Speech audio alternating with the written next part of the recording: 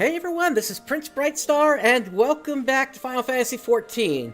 So, while this is technically in the Dawn Trail playlist, technically you could kind of count this anywhere in any of the playlists I've got for Final Fantasy XIV here. But anyway, today I have a very specific objective I want to accomplish here, and it all revolves around the Grand Company. Now, since the very beginning on this character, I've been a member of the Serpents. And basically that time is now coming to an end here for me because of one little thing that I have finally finished here today. We're going to go undertake supply and provisioning missions. We're going to go under provisioning, Wind's Balm, Bayleaf, and we're going to go ahead and hand those over. And that's fine. The Willow Leaf for 20 achievement points. So, the Willow Leaf, among other achievements, is something I've been working on for quite a while, since I started this character here. If we go under achievements here, you can see that this has been on my watch list for quite a while. I actually get a ring from this, although it doesn't actually do much for me at this point.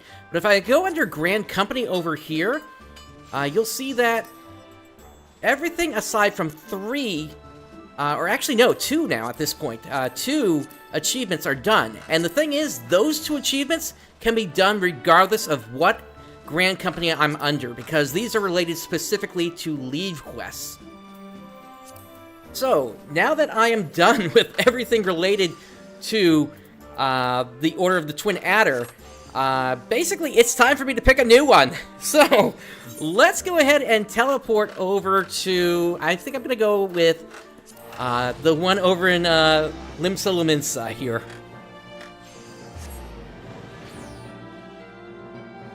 That being the Maelstrom. And to get there, we just need to hit the Aethernet over to the Aft Castle.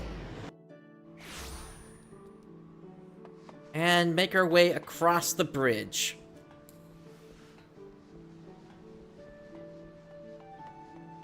And then we just have to speak with the Storm personal officer. So, records indicate that you are currently enlisted with another Grand Company if you have a mind to take up the Maelstrom cause. However, your application for transfer would be most welcome. So, we're going to apply for a transfer. And the thing with transferring between Grand Companies, there's a couple of rules you need to remember. First, you can only do this once every 15 days. Obviously, I've been with the Order of the Twin Adder for a very long time here, multiple years at this point.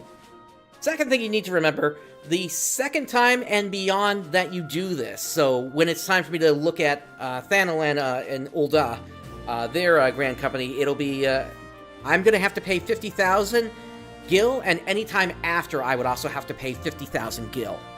So, let's apply for a transfer.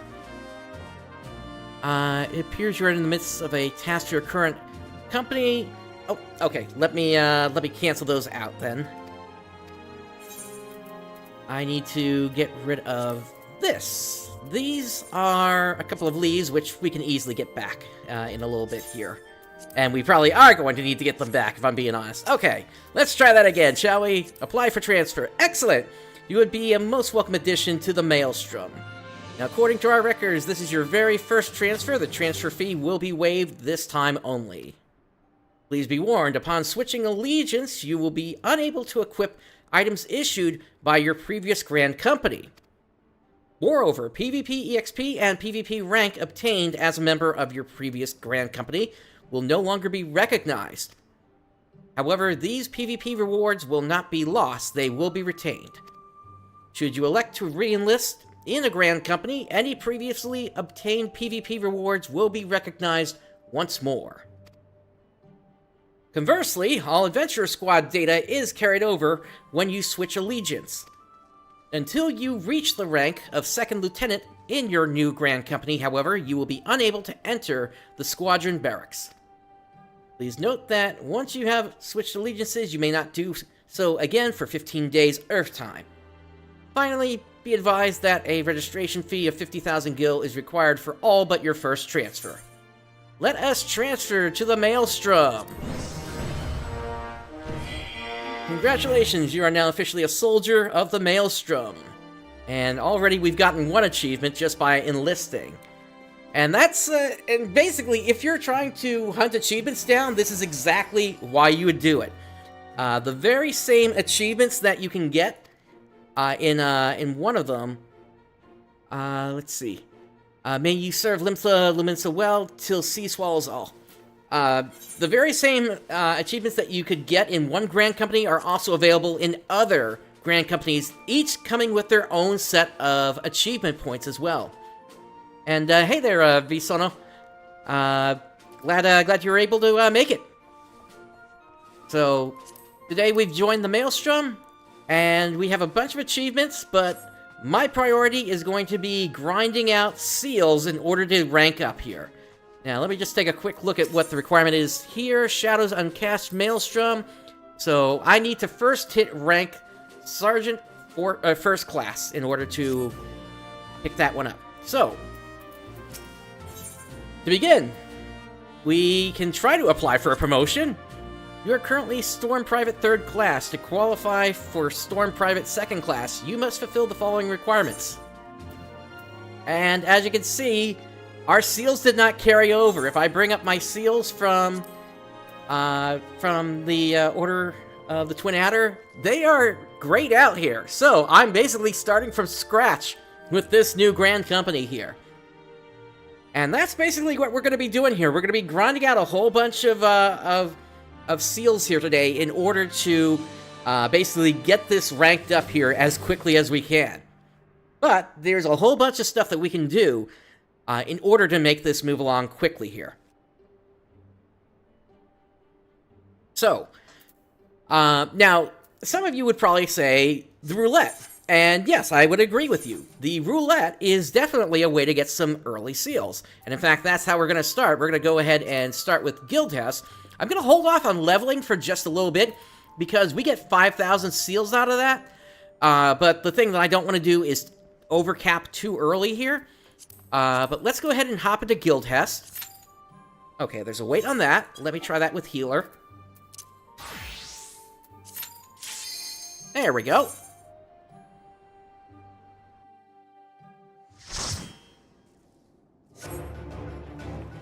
And what do you know? It's the worst one where you gotta take enemies down at the same time. Oh, that's just my luck, isn't it? At least we got a Gunbreaker here.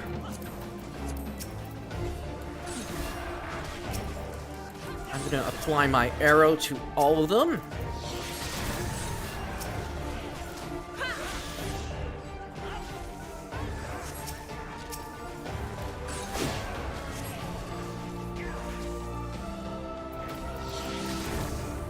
Alright, main problem is we gotta wait for that one in the middle to kind of come out of its thing here.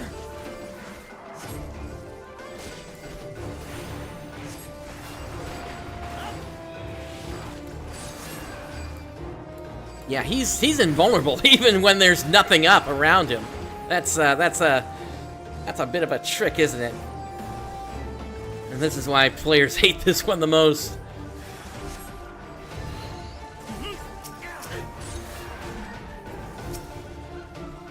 Alright, they're changing formations, so now we should be able to bring them down.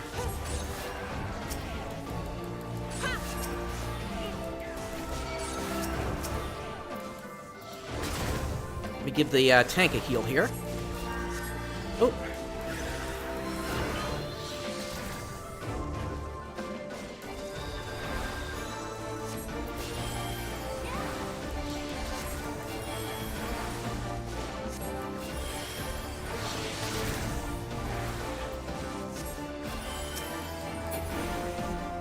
Alright, there we go.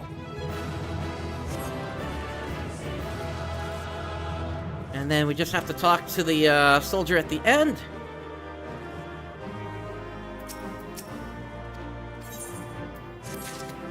And we can get out of here.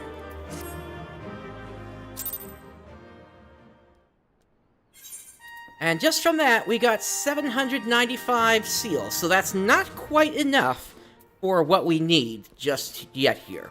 We need to hit at least 2,000, so the next thing we can do is we can look at leaves, and actually there's a set of Grand Company leaves that are extremely quick to resolve, to the point where it's just a single enemy that you need to take down.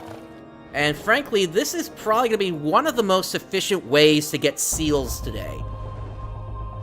Now, we're still going to go through other methods, just so I can show you how they work. But it's probably going to be this that's going to make up a good chunk of this today, as well as some of the, Grand Company hunting log, which we can see if I bring this up here, and we go to Maelstrom, we get a whole bunch of seals from just taking out various enemies. Now, what I want to do is I want to get myself set up with 5,000 seals first, and then rank up twice, because they go in 1,000 increments, so 2,000, then 3,000.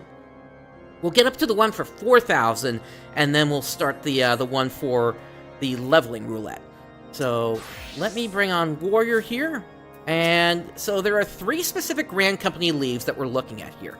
Oh, actually, interesting. So we don't have access to Grand Company leaves, apparently, yet. That's... okay. I would have thought that would have stuck around.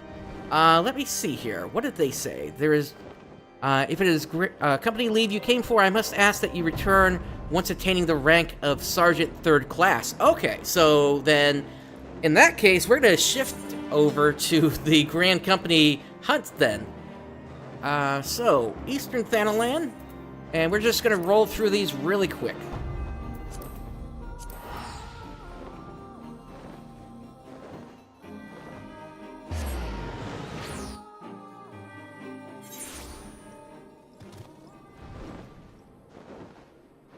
Yeah, I come prepared with 66 leave allowances, and what do you know?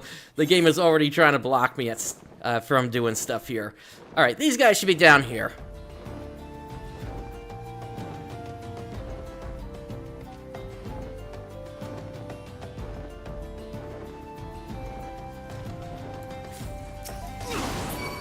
And of course, being over-leveled, we can just kind of roll through here real quick, no problem.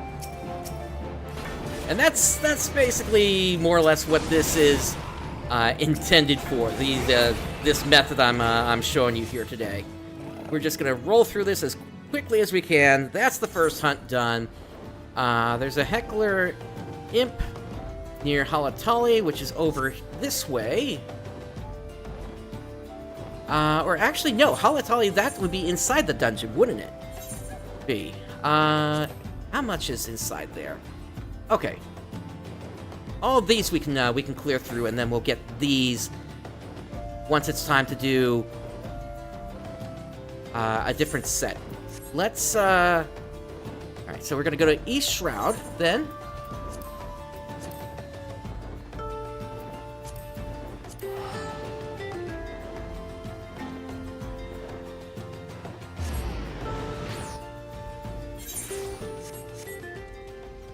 It shouldn't be too hard to find those Sylvans.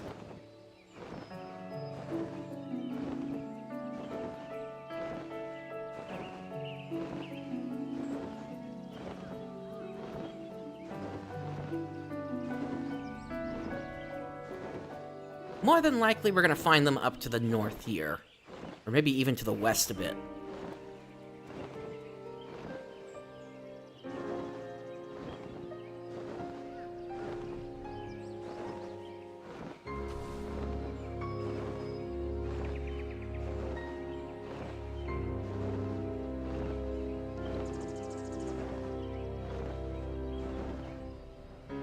Here we go. There's 2 of them.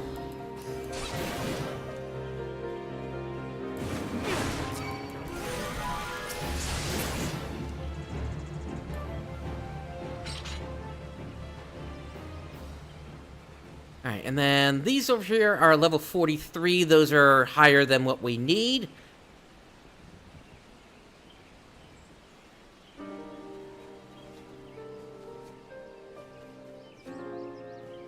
Here's some more.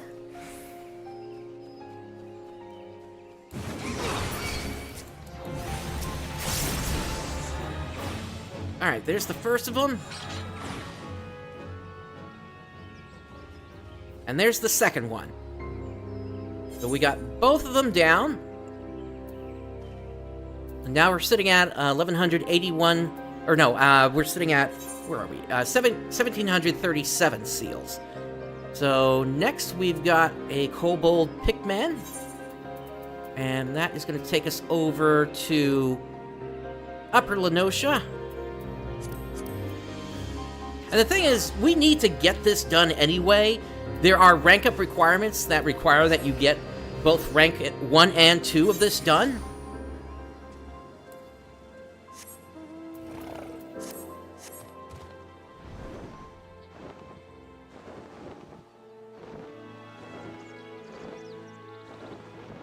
I believe it's more the Amalja that are over here. Or Mamuja, rather.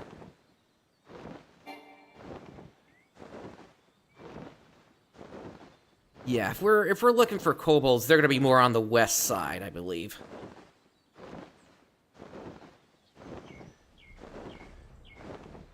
Unless we're talking about the ones that spawn on the path up here.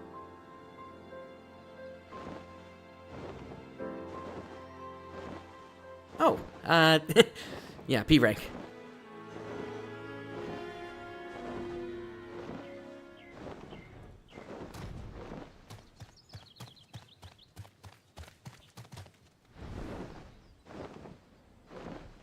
It's just kind of a tiny area for kobolds here.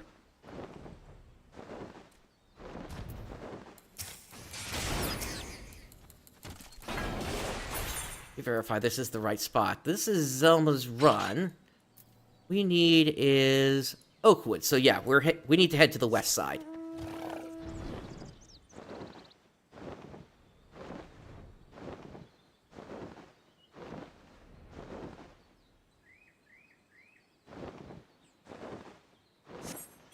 And of course, it's much easier to do this once you're leveled up, because then you can just kind of run around and also fly to your destinations as well here.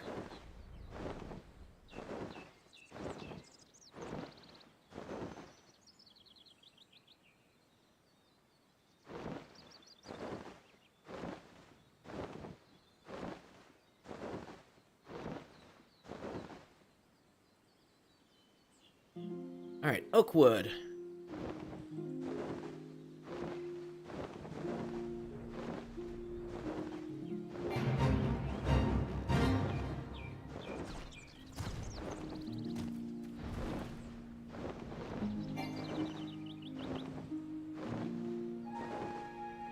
Here they are.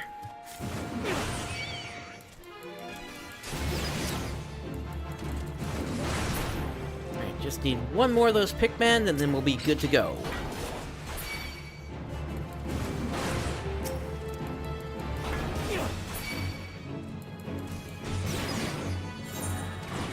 Alright, next hunt target is an Amalja Bruiser. That's going to take us to Broken Water in southern Thanalan. What am I still in combat with? You know what? Let's zone out. No, we're done. Okay. Alright, southern Thanalan.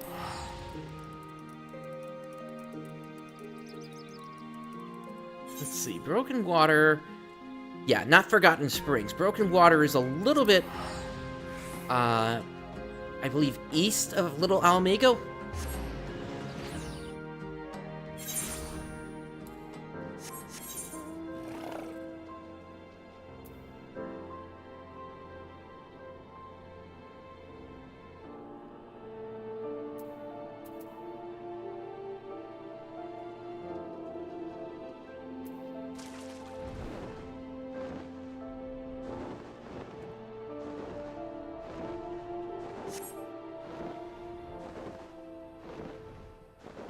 Yeah, here we go. Broken Water.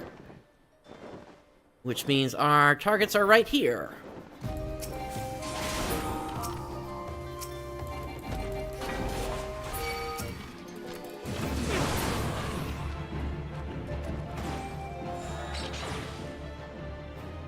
Alright. And through doing all of that, we have enough where we could rank up at this point. So, let's go ahead and head over to Limsa. We'll go ahead and rank up once, and then we'll pick up the hunt again from there.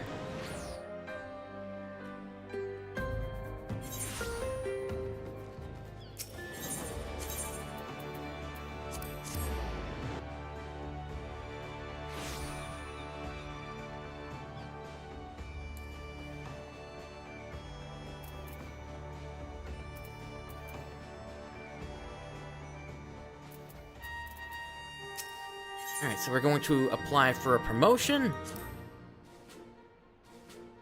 You're currently Storm Private 3rd Class. Alright, so we're going to go ahead and confirm.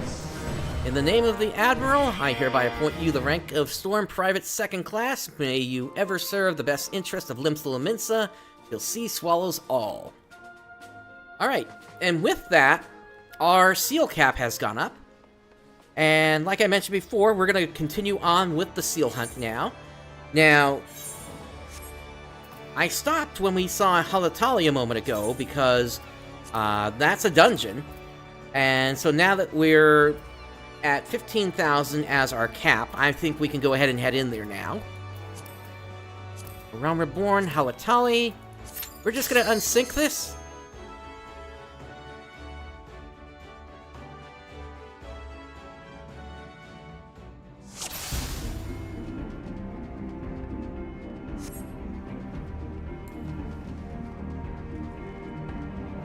Here's 2 of our targets already.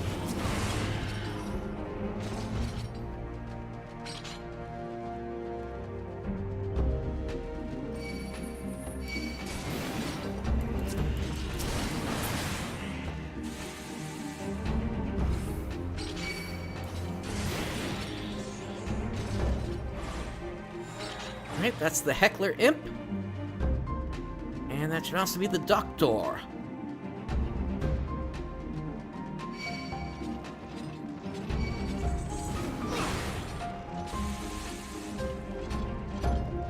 Now we just have to head further in to get to Firemane.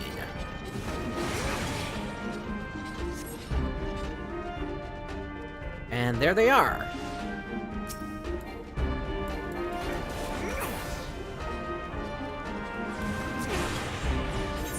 And with that, that is all of Halatali done. Now we just have North Shroud and Central Quarthus. So let's get out of here. We don't even have to finish the run.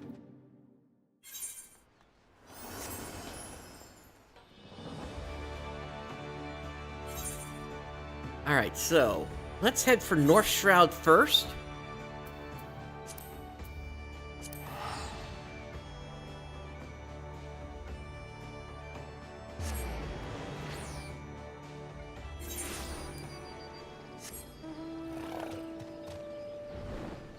Other strings should be right over here, just about.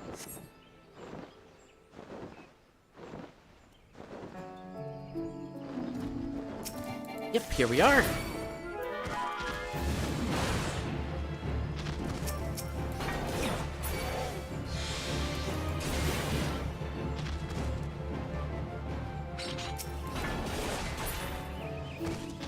That takes care of that group. And then the last one is Quarthus Central Highlands. So, and we're looking for an Exhaling Wild Talon.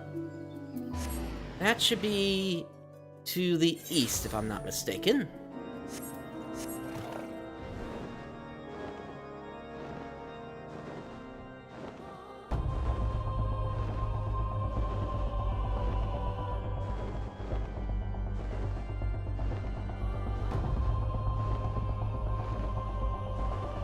Yes, here we are.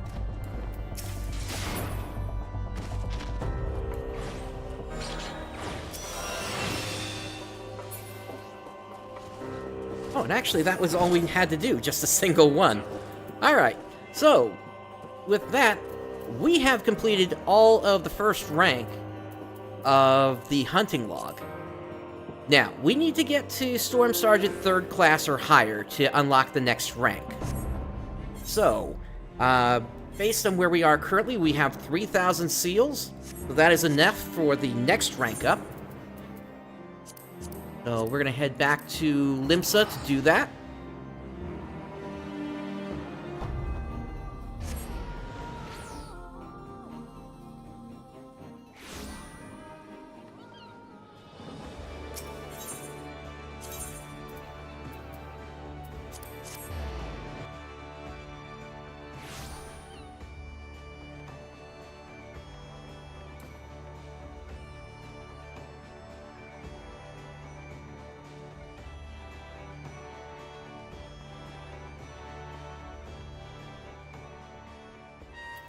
Alright, and let's apply for a promotion.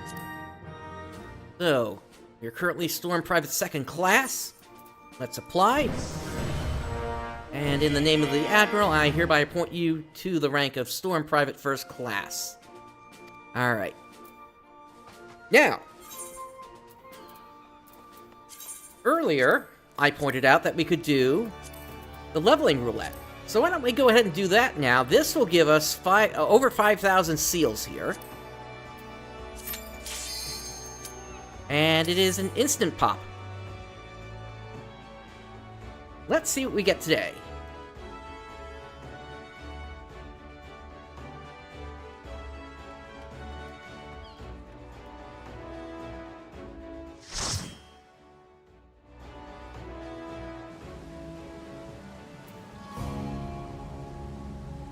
Ah, we got a Dawn Trail dungeon.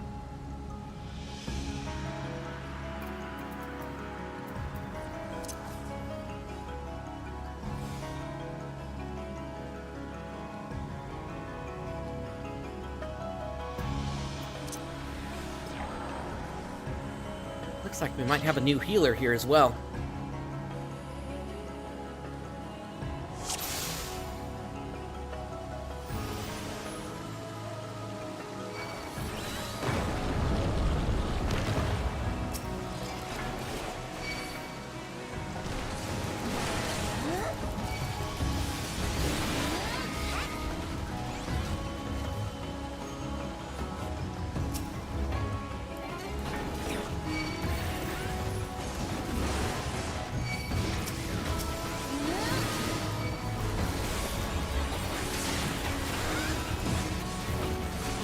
Now, what I will say is the end boss for this one is a little bit annoying from my experience. If we happen to get stuck, there may be something I can do to get us past it. But let's hope it doesn't come to that.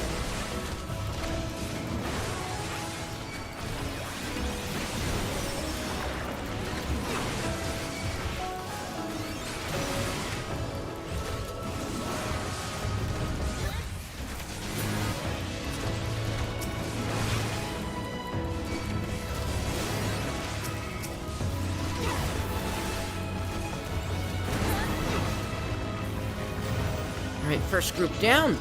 Let's move on to the next one.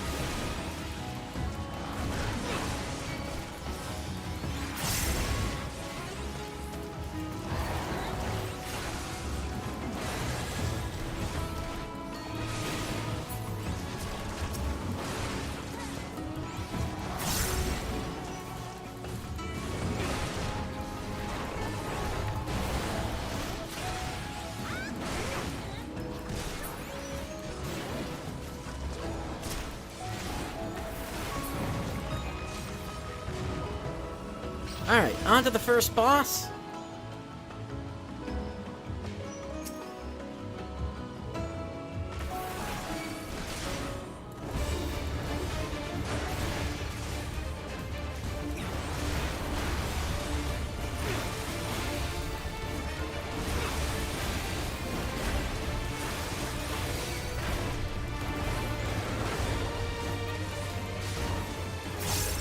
Some tail can be interesting if you've never dealt with it before. Let's see if the new healer figures out what they got to do. Here's the timer.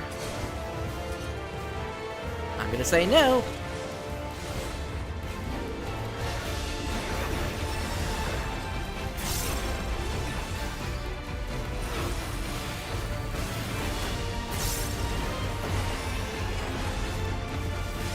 But again, it is their first time, so I'm not really blaming them here.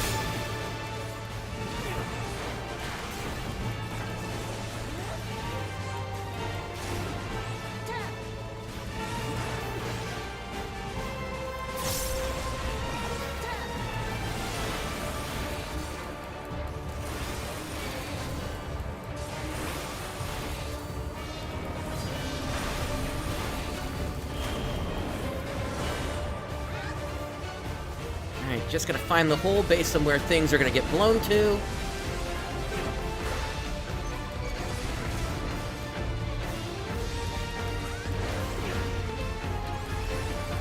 Another Hydro Ring.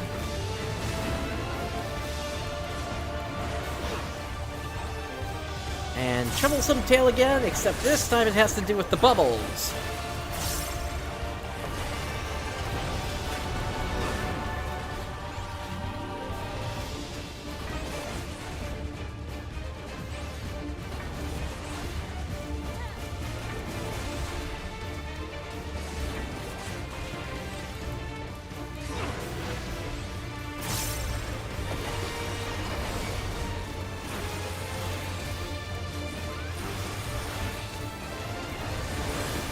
Version is a raid wide.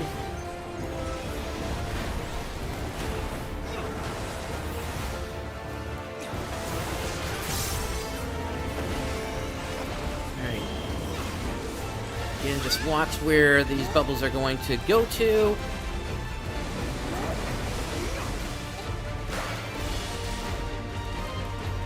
Reaper went down.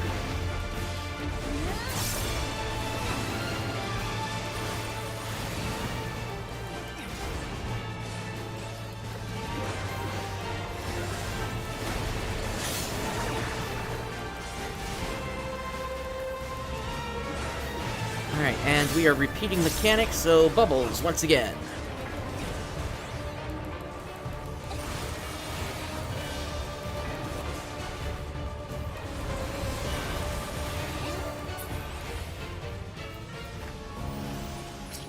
Alright. I'm gonna go ahead and say need on this where I can.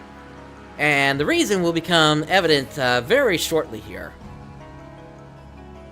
In fact, I would actually recommend, if you're going through this process of switching grand companies, that you just have a stockpile of gear waiting to be turned in before you start this whole process.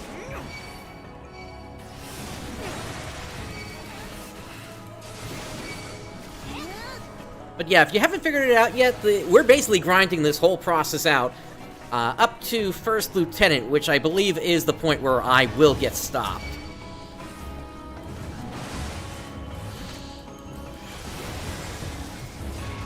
But that will be more than enough for really anybody that's going through this process. Because at that point, then it comes down to your adventuring squadron.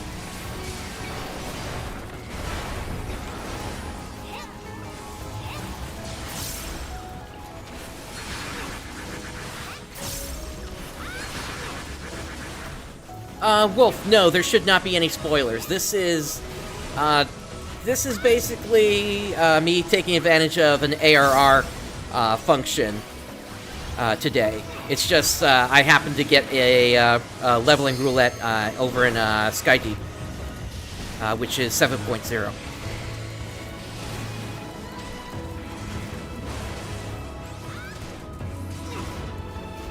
Depending upon luck, there could be something 7.2 related, but I'm gonna say probably not.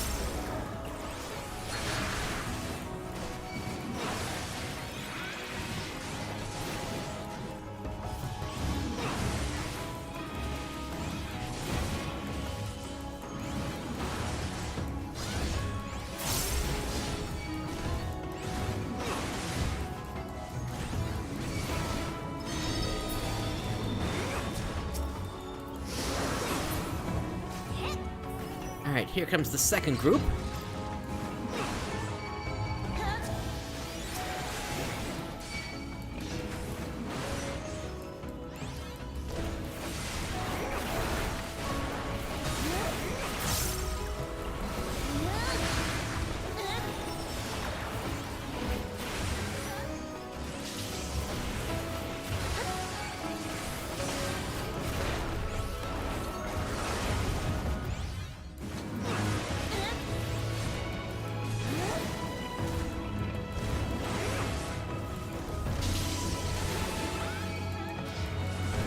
For the most part, it's really easy to just take care of this trash. It's once we get over to the bosses that you need to, of course, pay a little bit more attention to what you're doing. But then again, you know, even I had a slight mishap there earlier in that guild test. But hey, at least we recovered from it.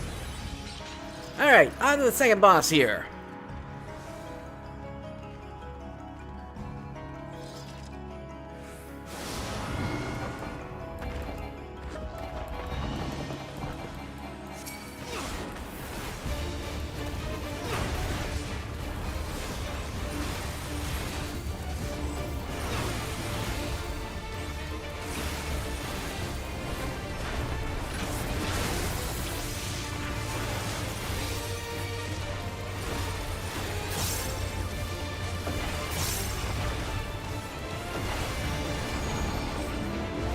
Bringing out their mirror maneuver.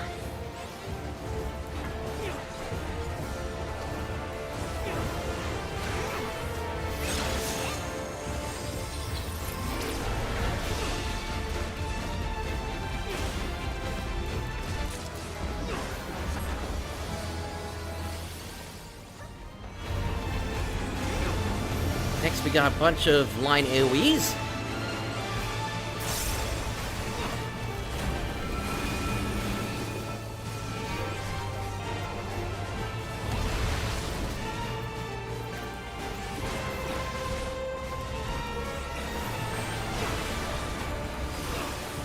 Tank Buster.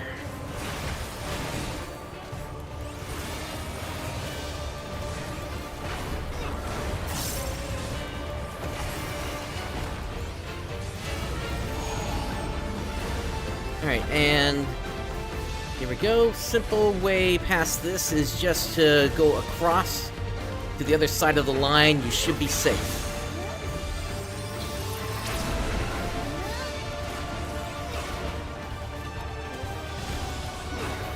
Fortunately, they're right against the edge, so it's really hard to get a good positional on them for the melee. Once they go back to the middle, that's not as much of a problem. All right, check where the lines are going to be. There's one good spot right here.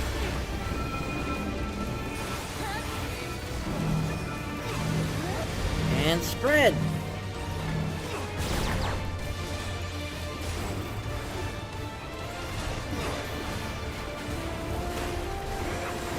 And at this point, we're just repeating.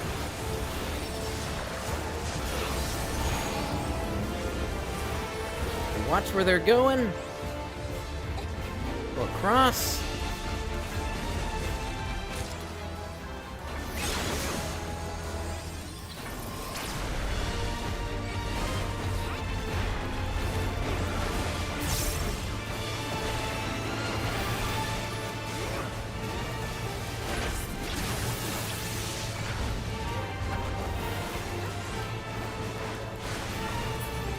And just like that, we're on to the last section of the dungeon.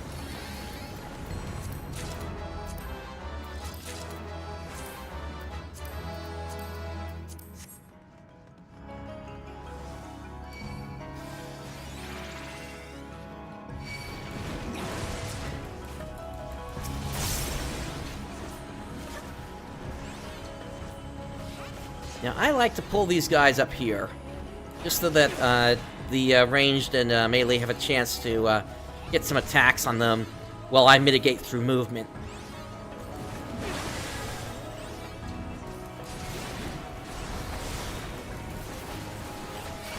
And yes, movement is a form of mitigation.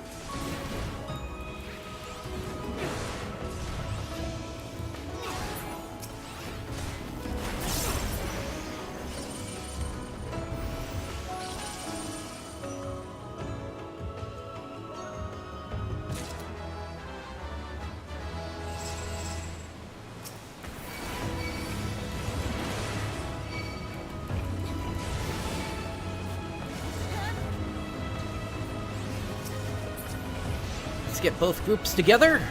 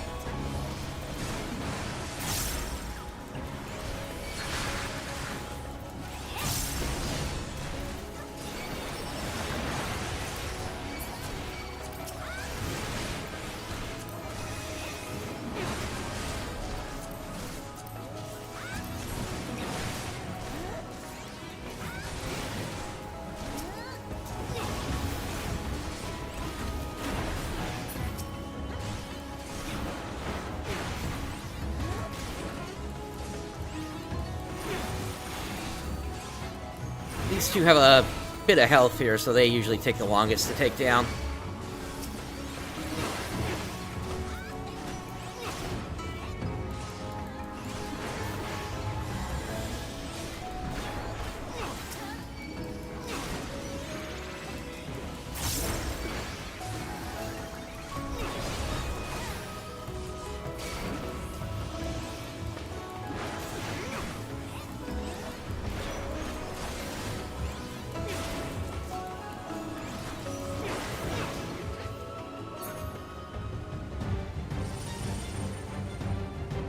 Alright.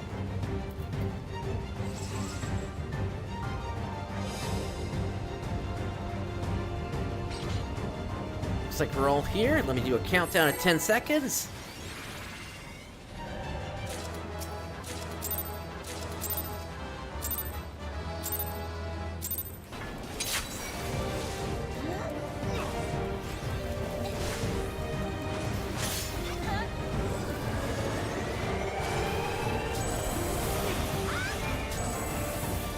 Just gotta keep an eye on this guy throughout the fight to understand what they're gonna do.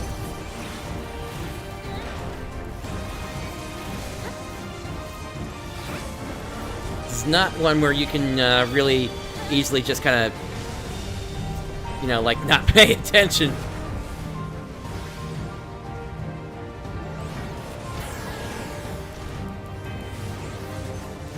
Especially with how he pushes you around and everything.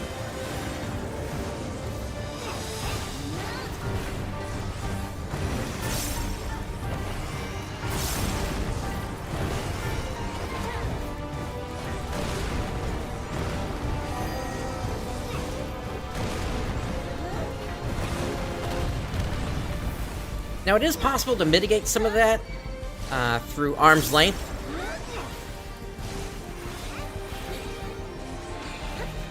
I'm going to go ahead and reprisal this, since it is a multi-hit AoE. Stack. Alright, we're getting pushed again. You don't want to get pushed too far to the left side. That Reaper's in trouble, though.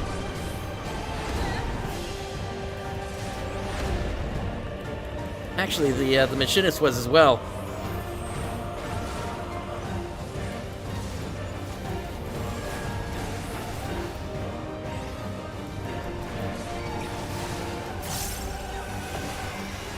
Alright, this is the one that kind of trips a bunch of people up because you gotta be looking kind of behind you.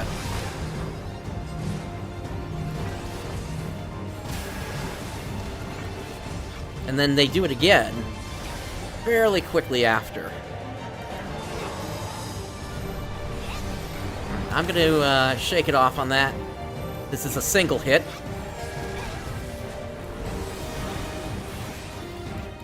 Alright, from here, I believe we start repeating mechanics.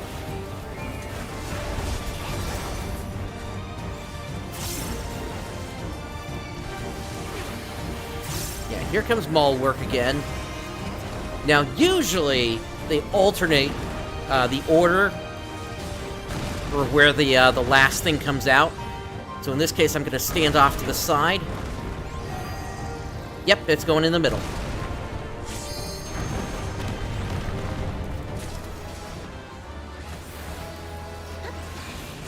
Alright, reprisal again.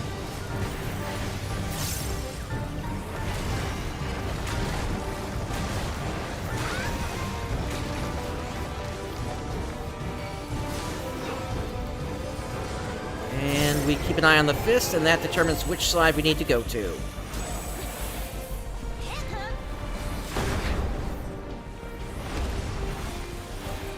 Now, I had just pushed my inner release there, so for a warrior, we have the ability to do to get an additional arm's length through that button.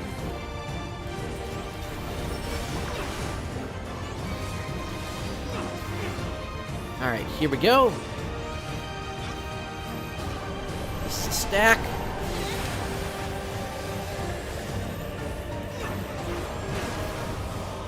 And now we're going to get pushed again. Or no, he's skipping it. Okay.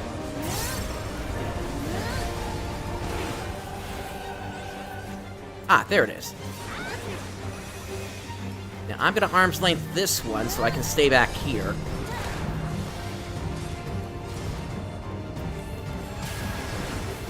And that makes their spread at least a little bit easier to deal with.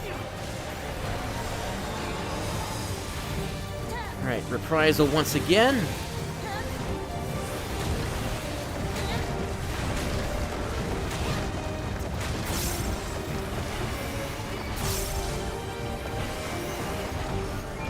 Anytime the DPS wants to LB, they can go ahead and do that.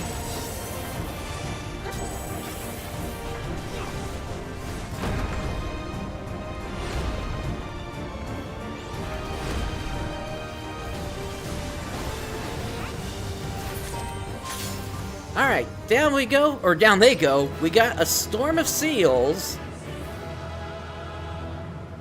That's an achievement here.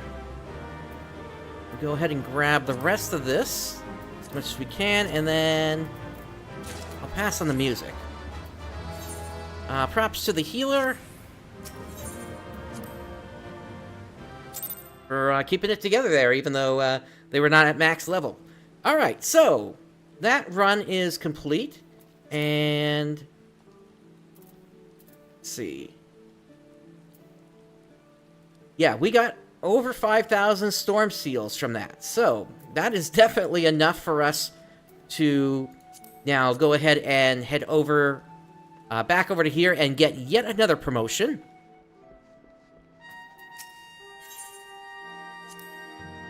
No, we are currently private first class.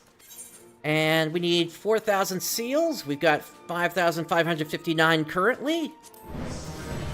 In the name of the Admiral, I hereby appoint you to the rank of Storm Corporal.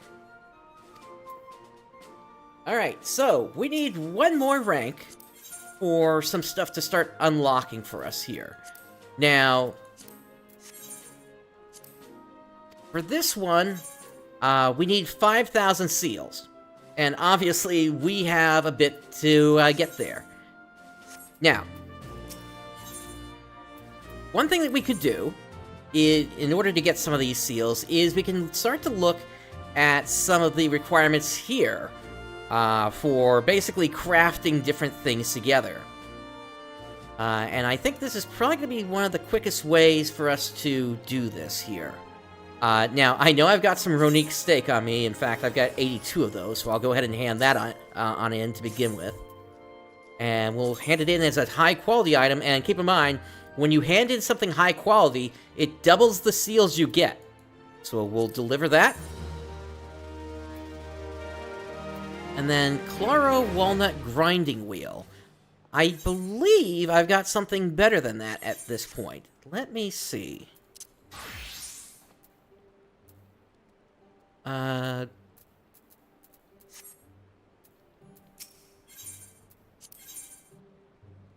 that's a goldsmith. Okay. Yeah, I've got the Innovator's Grinding Wheel instead, which means the one that I've got in my inventory currently, or rather my armory, I would be able to hand that in. Let me just take off the materia that's on there.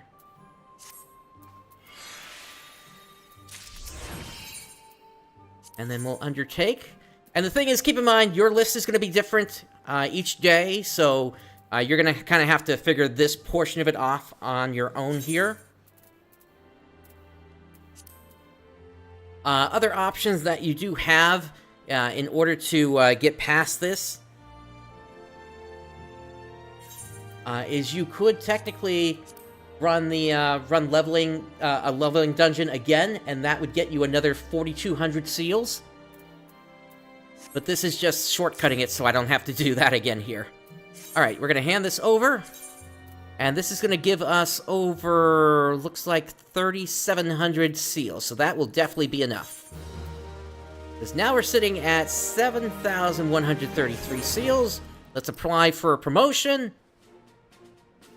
To qualify for your next promotion, you must complete rank 1 in the Grand Company objectives of your hunting log.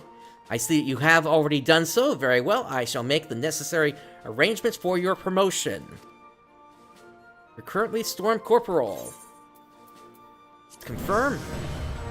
And there we go. In the name of the Admiral, I hereby appoint you to the rank of Storm Sergeant 3rd Class. Alright. So, with that, if we go under here, we can see that we do have, in fact, a new rank of hunts that we can do for the Maelstrom. At this point, we also should have unlocked what we couldn't do before, which was those leaves.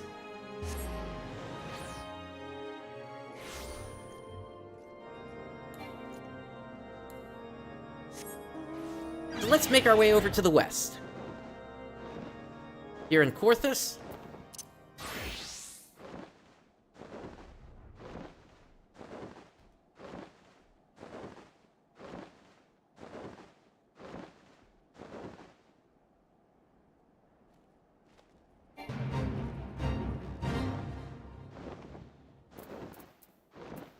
Got a foggy day here, but that's not going to stop us.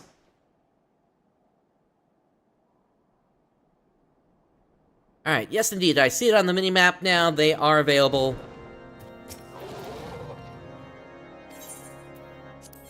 And the thing is that they don't have to be Maelstrom or whatever Grand Company you're working for. It could be any of the leaves listed here as Grand Company leaves. They still give you seals regardless. So, there are 3 specifically that I would recommend that you look for. The first one is not available, but we'll see that in a moment here. The second is Talk to My Void Scent. And then the third is If You Put It That Way. So, we're going to go ahead and fire up Talk to My Void Scent first.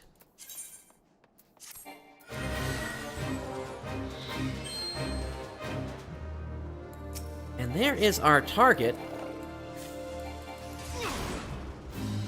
1 hit, and the duty is complete. We're going to say no to returning. We're going to start If You Put It That Way.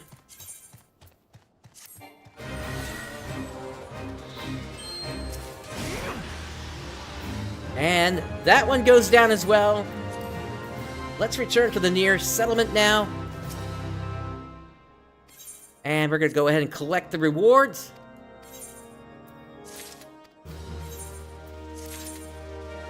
And so as you see, that gave us quite a bunch just by completing them. So, our next objective is to get up to 6,000 seals here. So we're going to have to do several rounds of this. Here's the last one I would recommend. Someone's Got a Big Mouth. And we'll grab Talk to My Void Scent again. Just make sure you're always starting these up as you're traveling to where each of them start. Here's Mimas. And down they go. We can go ahead and return on this one. And then Talk to My Void Scent is right outside here.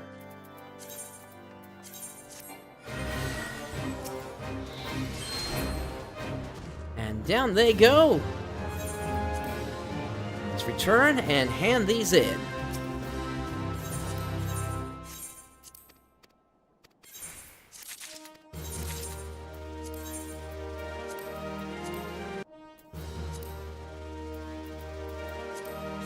Alright, we got the same set again this time. And the thing is, you're not doing these for no reason either, looping them like this. If I bring up the achievement list here, and I go under Maelstrom, you'll see that there are these achievements for doing Grand Company leaves. And I've already completed 100 of them for the Maelstrom, but each one that you complete goes into each Grand Company's list here, or rather into the 500 that you need for each Grand Company. So if you got one from the Maelstrom, then it goes to the Maelstrom. If you got one from the Immortal Flames, then it goes to the Immortal Flames. And so that's why basically even doing something like this is not really wasting your time. You're still working towards achievements. As long as you haven't, like, completed all these achievements before, but then at that point, then you'd want to look to, like, say, running a whole bunch of fates, because there are fate-based achievements, which is, like, I think you need, like, 5,000 completed achievements, or 5,000 completed fates, or something like that. But honestly, these are just a whole lot faster than running individual fates. Which is why I recommend this method at this point.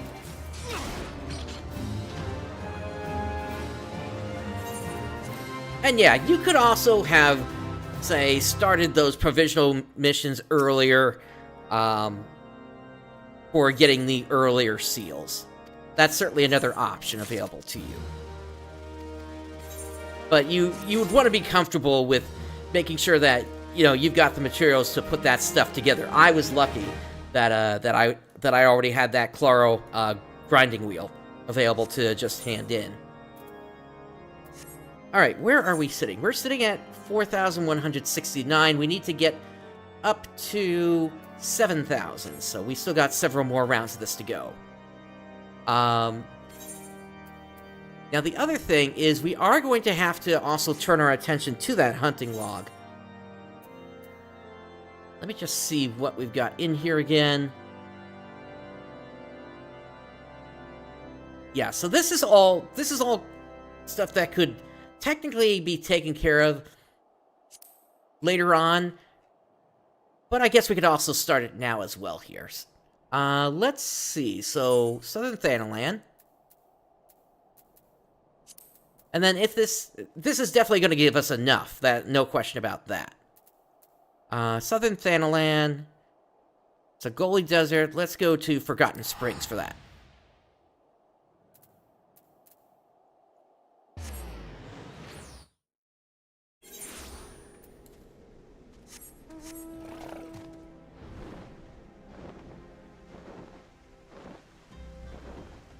But yeah, even if you don't need the seals, those are the 3 leaves I would recommend if you're trying to get the Grand Company leaves done, just because they go by so fast.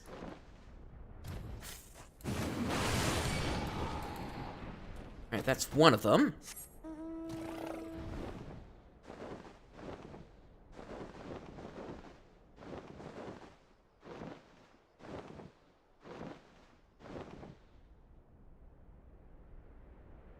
Oh, the old ARR zones that have no evening music.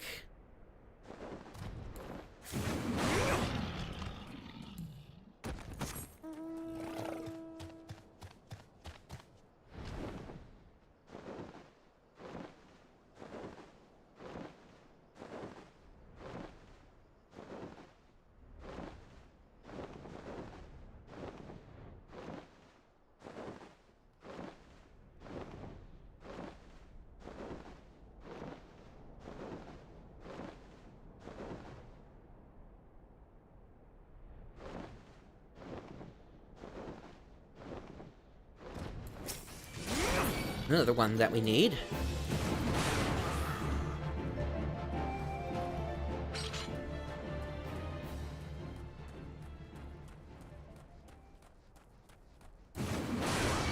Unfortunately, there aren't many of those around, so I think I may have to cause some of these to try respawning so I can get more of them to take down. Yeah, we need 2 more Divinators. And then 1 more of the Pugilists.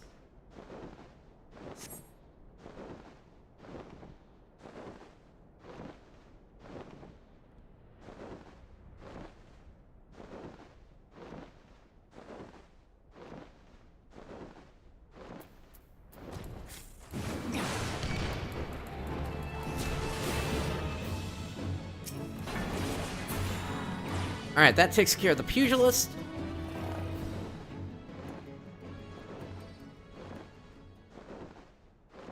And let's hope we get some respawns over here soon.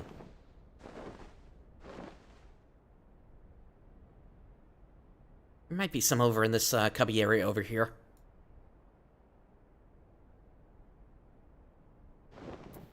Yep, here we go. There's one.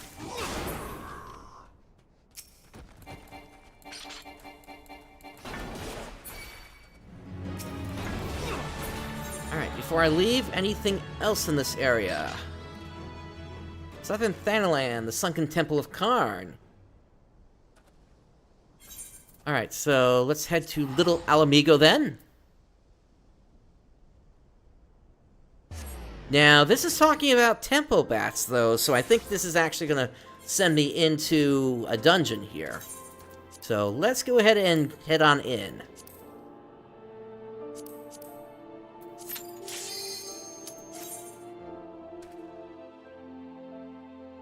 But we should be able to knock these out very quickly, like we did the others. Again, unsynced is going to be the quickest way to just take everything out when you're at a high level, rather than waiting for a queue or trying to get duty support going.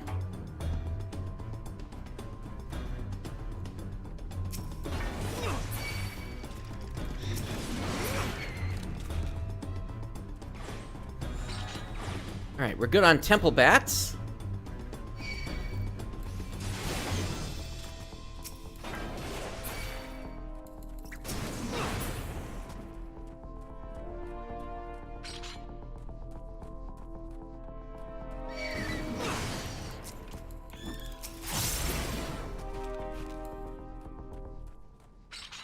There's the Terratatar.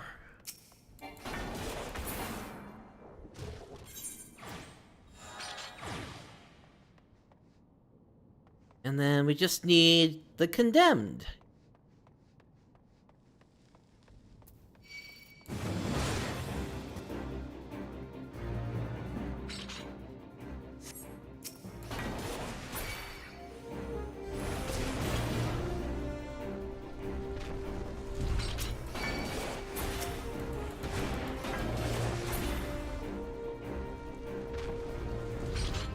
Here's one of them.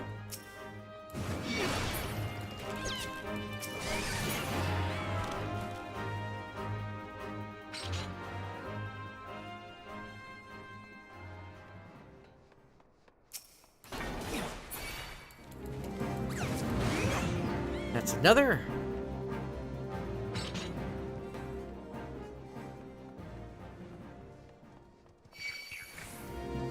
And I believe there's another down here.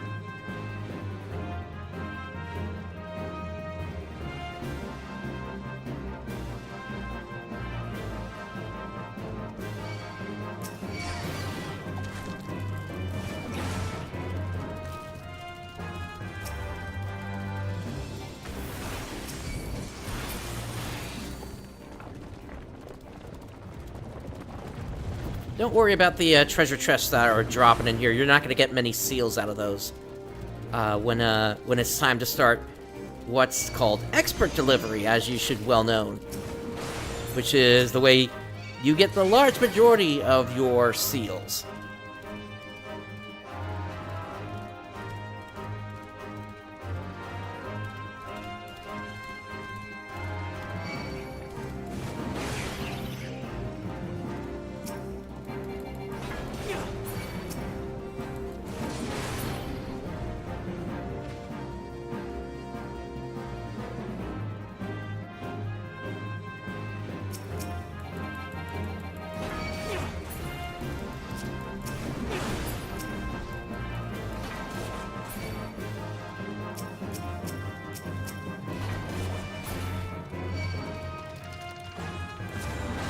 Alright, and that's it for the Condemned.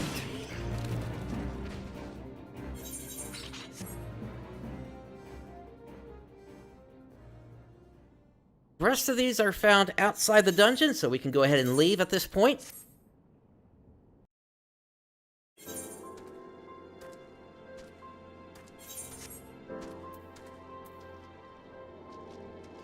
Alright, let's head to Eastern Lenosha, Bloodshore.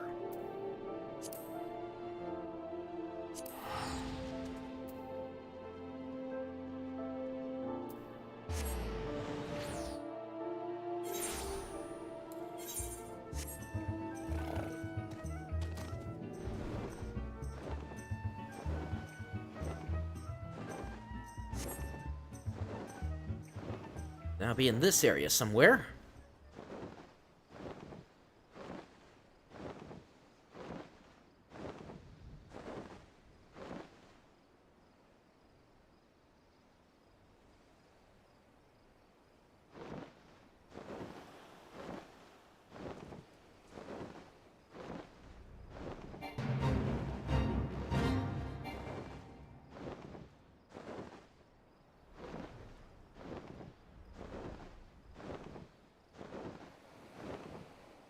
Gotcha. Thank you, Curso.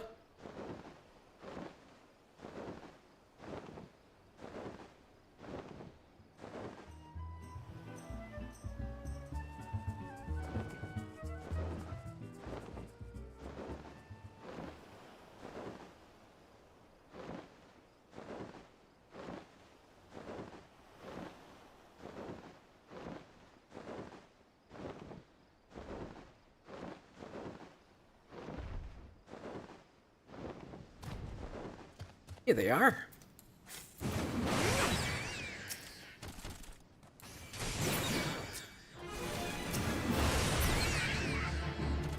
And that's all three of them.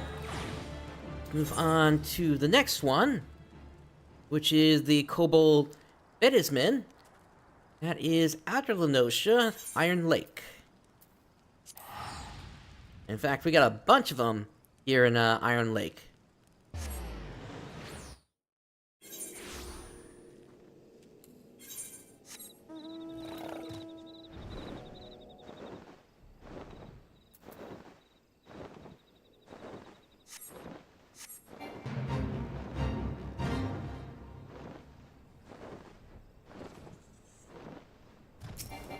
Here's the first of them.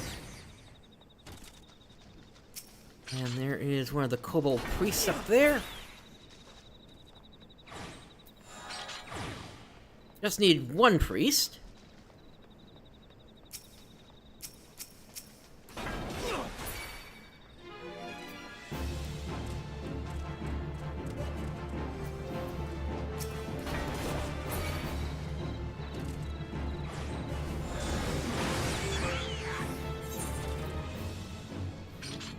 Yeah, definitely. What I have here is I have my hunt log set to my Shift H combo, so it's easy for me to pop it back open again. All right, we need to head to East Shroud and Lark's Call next.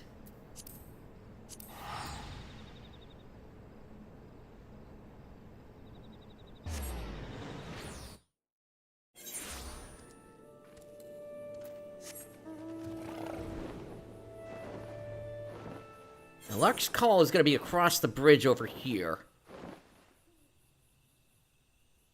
And then to the north. Although with flying, you can just head directly there.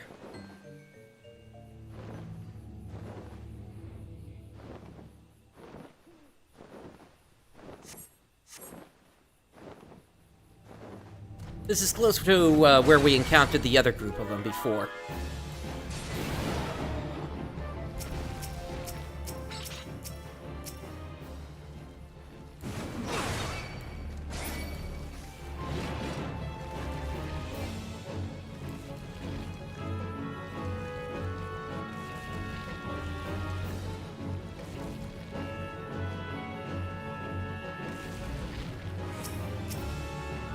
Last one we need is over there. Alright. And lastly, we need a shelf scale Sahagin. That's in western Lenosha, Halfstone. So we're gonna head for Aleport.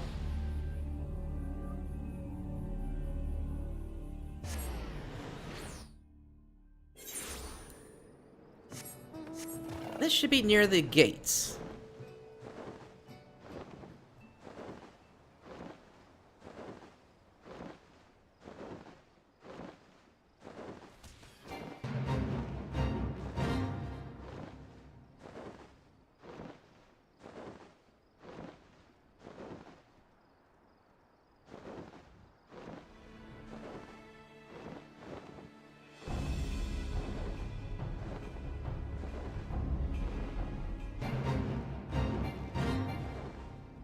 Here we are.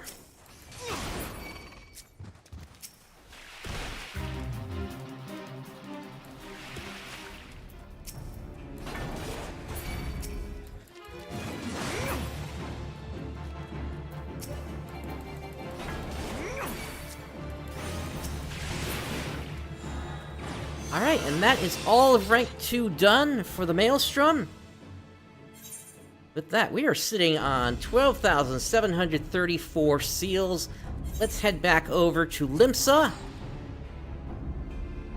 Let's get these seals handed in for a promotion.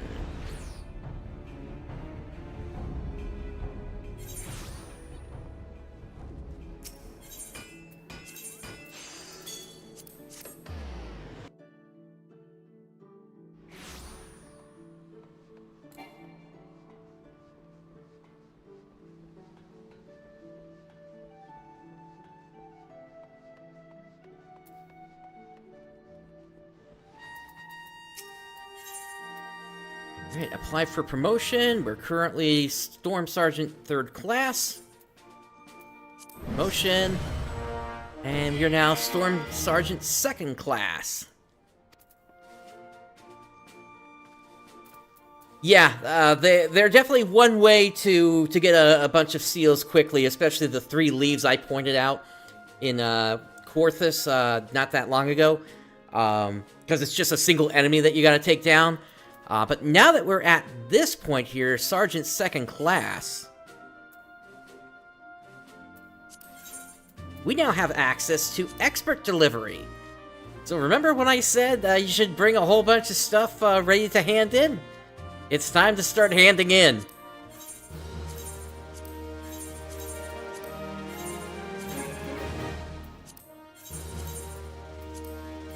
Alright, that gets us to 12,000. Let's apply for a promotion again.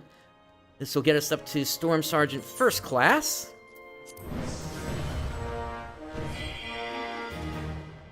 In the name of the Admiral, I hereby appoint you to the rank of Storm Sergeant First Class.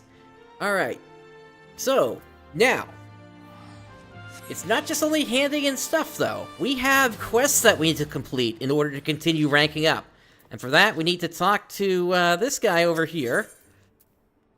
Shadows Uncast. So, Sergeant Brightstar, doing the Maelstrom proud as ever, I see. As a matter of fact, you're just the man I was hoping would come along. House Zamael of Ishgard is in some distress, and you're just the one we need to answer the call. Your task? Travel to Zamael Darkhold and purge the subterranean fortress of Voidsent. Once you're ready, make your way to the central highlands of Quarthus. I trust you'll have little trouble finding the Darkhold. Ophieli, a retainer in the service of House Zamael, will brief you in greater detail when you arrive. We await word of your success. So for this, we actually have to travel over to the Darkhold first.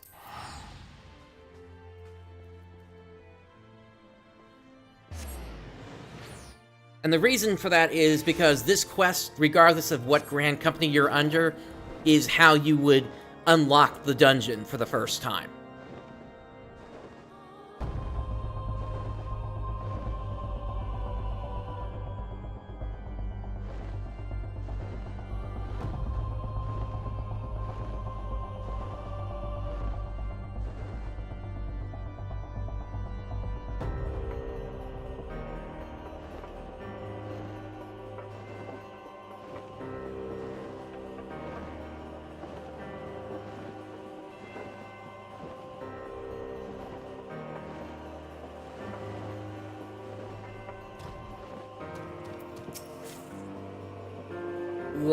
Who goes there?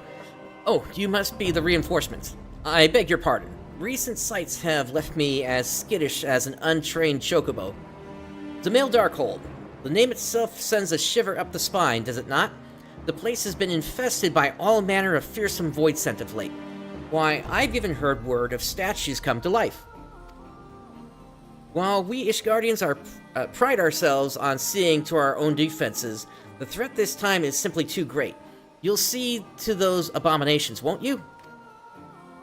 And this is where it would unlock, but we already have it unlocked because of the prior Grand Company.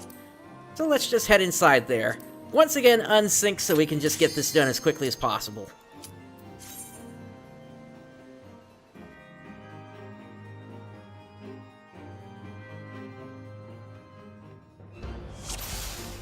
Now this dungeon is kind of fun in that we're going to be standing around for a bit, because there are these spots that are basically timers that we have to wait for in order to open up doors.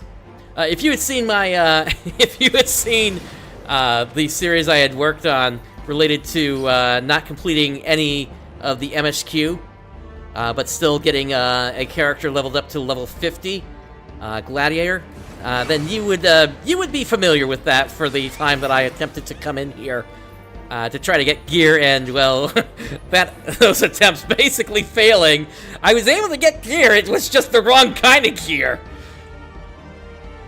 I ended up with caster gear instead of stuff I could actually use. But yeah, here's the first one of those.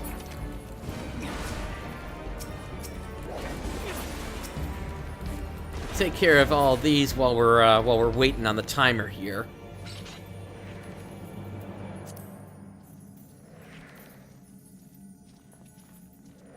Also, here's the all-seeing eye.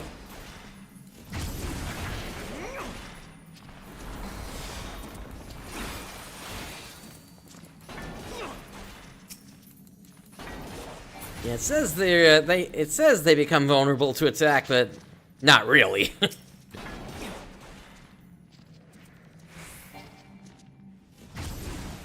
They leave the area very quickly there.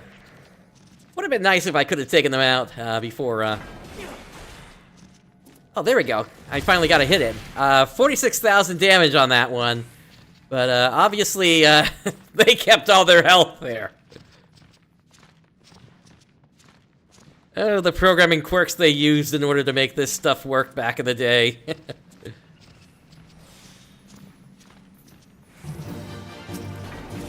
Alright, get over here, Eye. And down you go.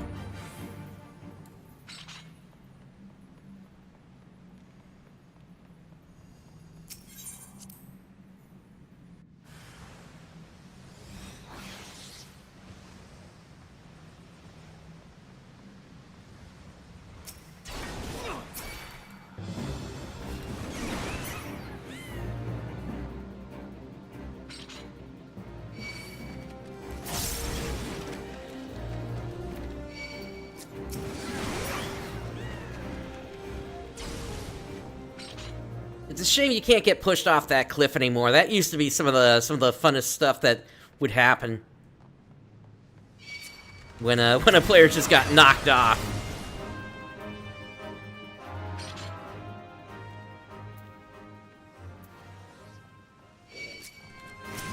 But that got changed because of the duty support.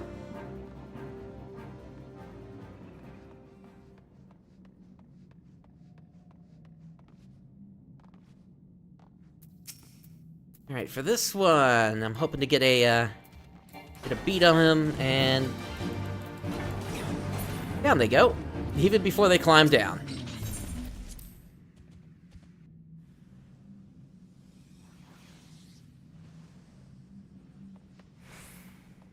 Alright, this is another room with those timers.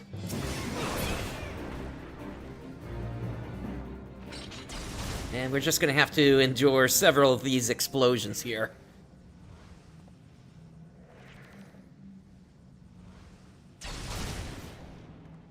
Not really even in a position... Well, actually, we got some skeletons coming our way. I was gonna say, we weren't in a position to really hit anything to speed it up. Alright, that one's done.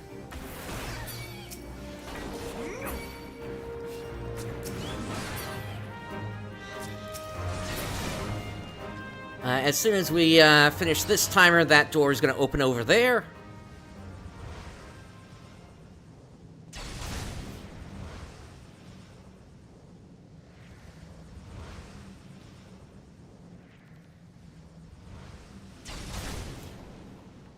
Alright, moving on.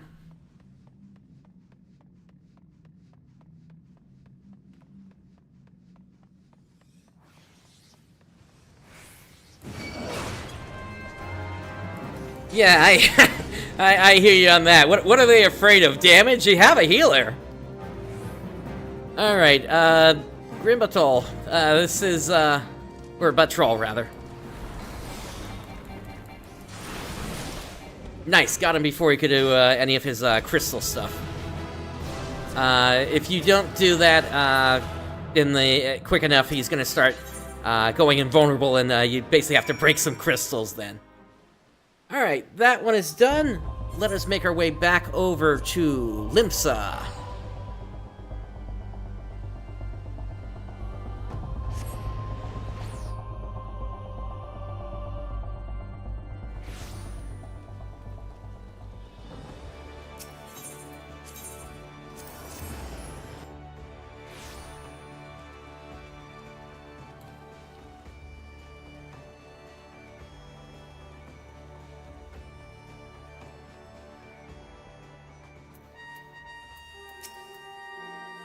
Welcome back, Sergeant Brightstar. Word of your success has already reached us. If anyone deserves a plenitude of storm seals in recognition, it's you. The House of Mail Knight spoke most highly of the outcome. This will go far to improve the Maelstrom's reputation in Ishgard.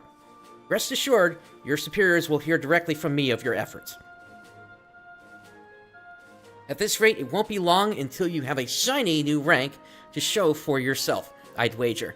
Be strong and be safe, Brightstar, till sea swallows all. That's going to give us 1,265 seals there. And let's see if I've got enough here. For this, you must receive the express endorsement of Commander Rashat Riki. So you have fulfilled all the Commander's requirements. Without further ado, I shall make the necessary arrangements for your promotion. You're currently Storm Sergeant First Class. And, okay, I need to hand in some stuff under Expert then. Let's go with Sky Deep stuff.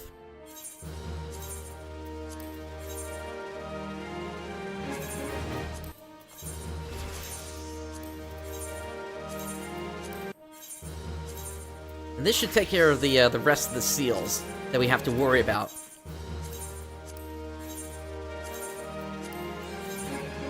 A Storm of Seals 2 for another 5 achievement points.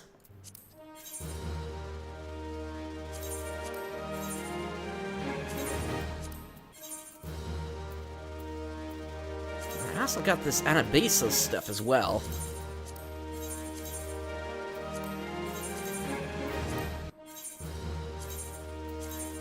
Okay, we're capped on seals, so let's apply for that promotion. If I need more, I've got more gear to hand in. Confirm for Sergeant First Class. Or, no, I hereby appoint you to the rank of Chief Storm Sergeant. Alright, so, next promotion. To qualify for your next promotion, you must complete a trial, as well as complete rank 2 in the Grand Company objectives of your hunting log. Okay, so that's that quest over there now.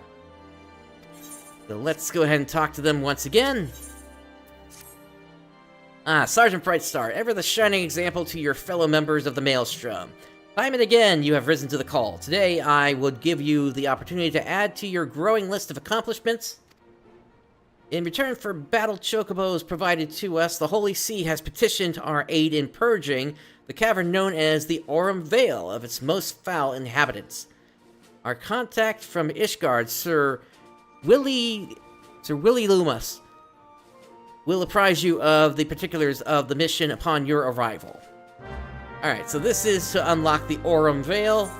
Once again, we need to head to Central Corthus, but we're going to shortcut that by going to Mordona, since this is actually the closest way to get there.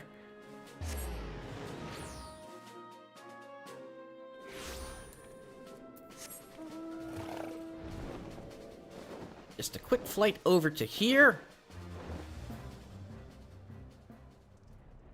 And here we are.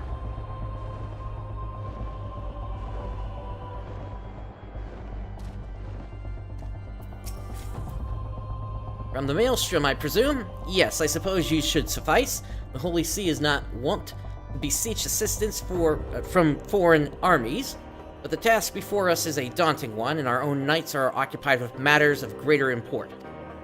Mayhap you have already heard rumor of the Aurum Vale.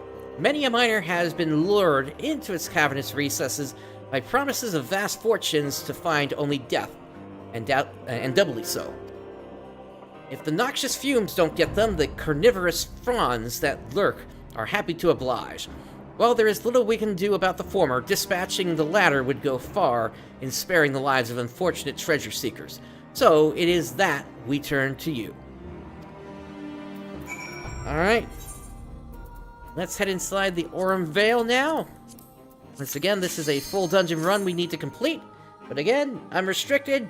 High level, you can get this done really quickly.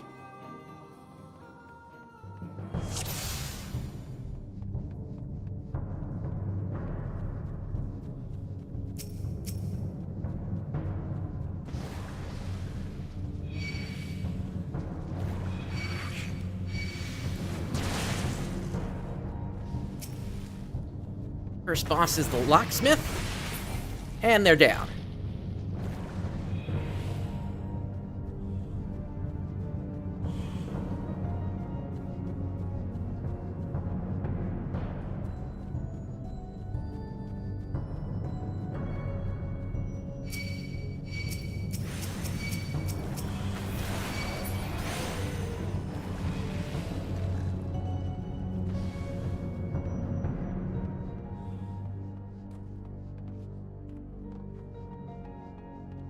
gonna find the second boss rather, over there, the Cyclops.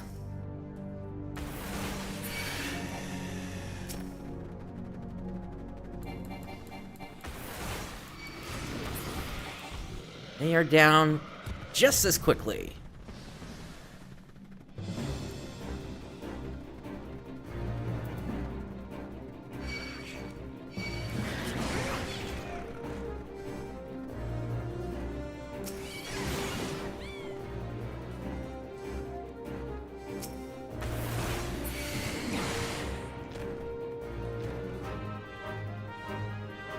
As you can tell, I'm pretty much dragging the whole dungeon behind me, and they're gonna catch up pretty quickly now because of this room here.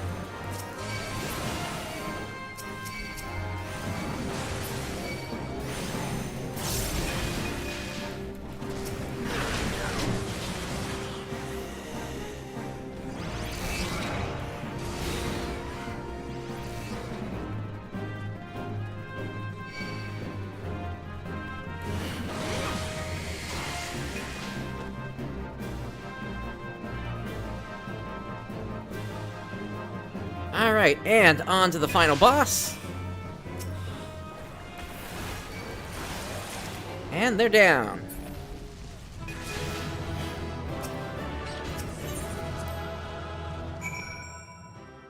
Two minutes, 19 seconds. Let's head back to the Maelstrom.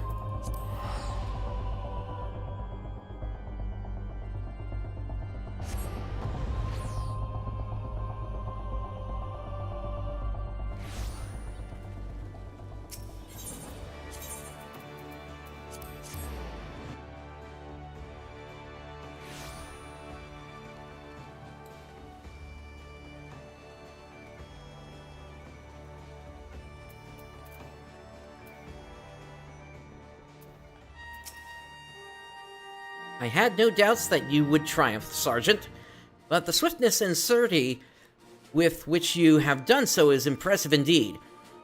As head of the Foreign Levy, I dare say I've never been prouder of an adventurer under my command.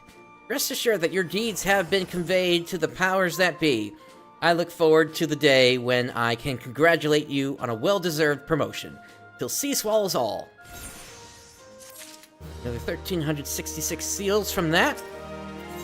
Let us apply for that promotion now. I see that we have already accomplished both objectives. Very well, I shall make the necessary arrangements for your promotion. You're currently Chief Storm Sergeant. This will qualify us for Second Storm Lieutenant. Confirmed. In the name of the Admiral, I hereby appoint you the rank of Second Storm Lieutenant. Alright, and can we apply for a promotion again? The Maelstrom recognizes your service, but currently there are no further ranks available to you. Okay. So, we would need to get to First Lieutenant. So let's enter the barracks over here.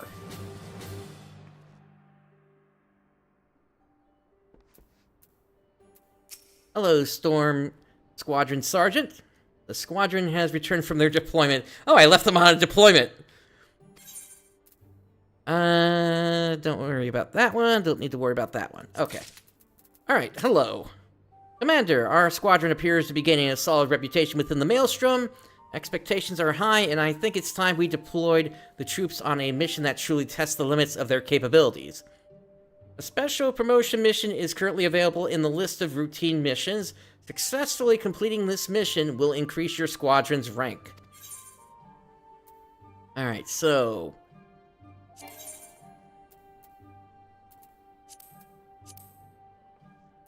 here it is, flagged mission, Crystal Recovery. And everybody already has the stats that they need for this mission. We'll go ahead and deploy them.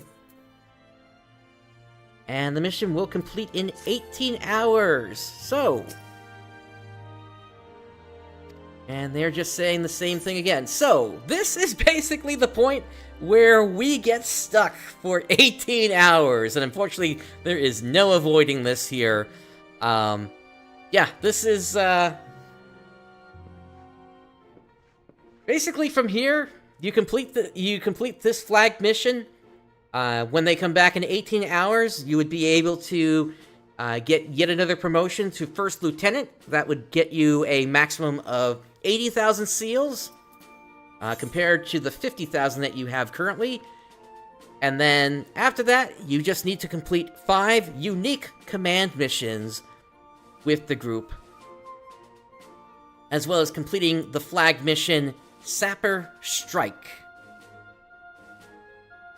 And once both of those objectives are completed, then you would be able to reach the rank of Captain with 90,000 seals as the maximum, which is the highest rank that you can reach here in Final Fantasy XIV with any Grand Company. And that's basically where things stand right now here. We're just stuck on a timer, but at the very least, I can now start to work on the rest of these achievements. As you can see, I've already gotten some of these for Storm Seals, and I'm just going to hand in a whole bunch of more weapons and armor and such to get the rest of the seals. Up to 500,000 seals. The Grand Company Leave quests, of course, are going to come from those leaves that I was doing over in Central Corthus. Supply missions are part of the provisioning missions, so even though what we're doing currently is time-gated for ranking up, technically I could also complete these provisioning missions for supply. That's where the one that we were just looking at comes from. And then the provisioning missions are the ones that come from gathering classes. So if I go over to here, you can see I've got 2 more that I could do today. And then, of course, there's also just completing all the entries in the Maelstrom hunting log, which means we got 1 last rank. But at this point, we've basically reached the point of where basically I am time-gated on the rest of this stuff here. So, yeah, that's basically it in terms of getting yourself ranked up again. Took us about an hour and 38 minutes, it looks like here. All right. With that said, I didn't really know how long this was going to take today. I would say a 100-minute stream is probably a little short, so I did prepare something ahead of time, just in case things went by really fast here today. Let's talk about Eureka for just a moment here. And in fact, we're gonna kind of go through some stuff really quickly here. We're going to head over to Kugane, since that's kind of where all of Eureka happens. And we're going to head over to Pier number 1.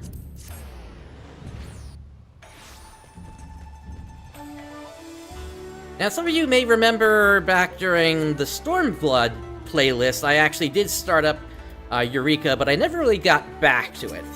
And that's because it just took so long to get through everything. But there are 4 +1 zones in Eureka. The first is Eureka Animos with a maximum level of 20. We'll take a quick look at that here. And the whole idea with this is you are going to level up through each of these zones. Each of these zones basically being sort of in the style more of a classic MMORPG, whereby taking a death would actually level you down and things like that. So it was definitely an interesting experience going through all these. This is just the first zone here. Let me bring us out and we'll take a look at the second one on the map. But as you went along in this whole process, you would also work towards getting yourself a relic weapon for the expansion. So the second area here is known as Pagos. And so this is what this map looks like. And the thing about... So in the first area, you could just get materials regularly through just drops and things like that, as well as completing NMs, or Notorious Monsters fates. That's how you would get the materials that you would need to start to get your relic weapon together. In this area, it's not just only that. You need to, basically, as you go along here, you're going to get this vitiated aether, and you basically need to fill this up several times, as well as get materials from a specific boss over in this area over here. And so that's why Eureka trackers became such a necessity, because you needed to know if bosses were down, and how long it was going to take for them to pop up. Because if it was outside the 3-hour timer that you're given to complete the area, if you had to zone back in, there's a chance that you would not get into the same instance again. With the vitiated aether, all you would do is once you've gotten a bar of that filled, you could hold up to 9 bars completed at a time. You would then come over to the crystal forge over here and turn them into actual materials that you could then hand into Geralt to further power up your Eureka weapon. Or relic weapon, rather. Let's leave this duty now. And we'll head into Pyros next. And I'm just kind of running you through this really, really quickly here.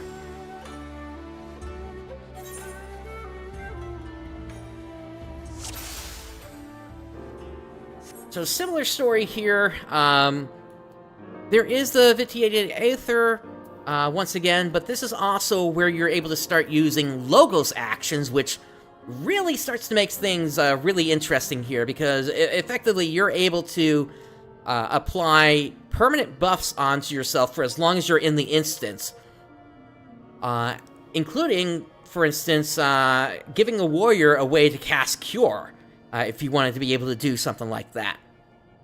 If for some reason your raw intuition and your thrill of battle and equilibrium were not doing enough for you, you could also learn Cure, and it's through the Logos manipulator over here that you're able to basically put these together. So let's say, and I'm going to take a slight risk here. Let's say I want to go with those 3 plus Wisdom of the Martialist. I have a 70% success rate. If you have 3 or less of the logograms in, then it's 100%, and the rate decreases as you put more in after the 3rd.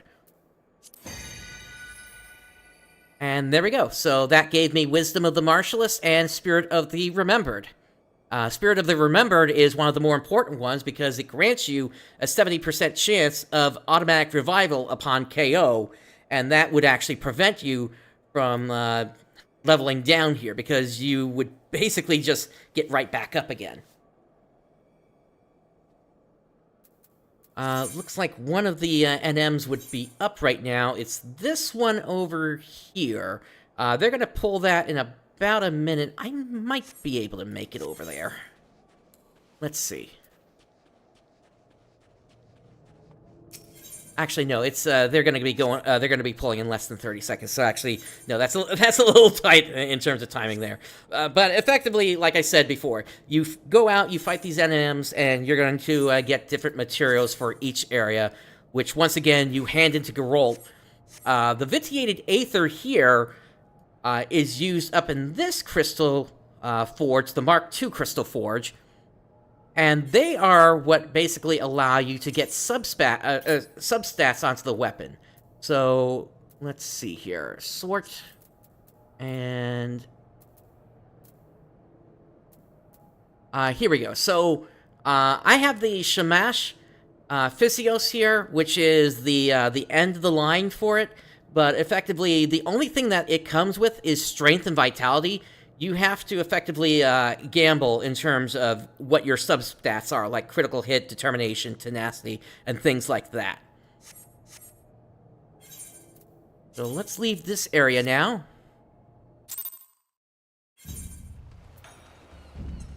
And we're going to head into the last one now, Eureka Hydatos.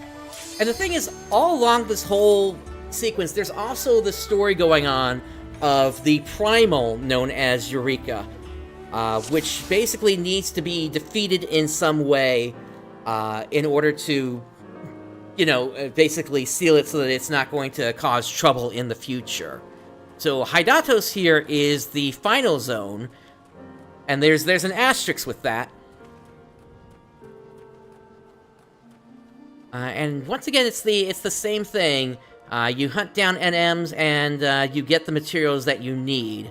There are also some fates here which are a little bit different, whereby if you complete them, you get these little rabbits, and once you get the little rabbit, you kind of follow them around to where they lead you to different treasures and things like that, including ways to expand your Logos action bar. In this area particularly, you can expand it from 3 up to 6 of these slots here for whatever Logos actions you want to bring with you.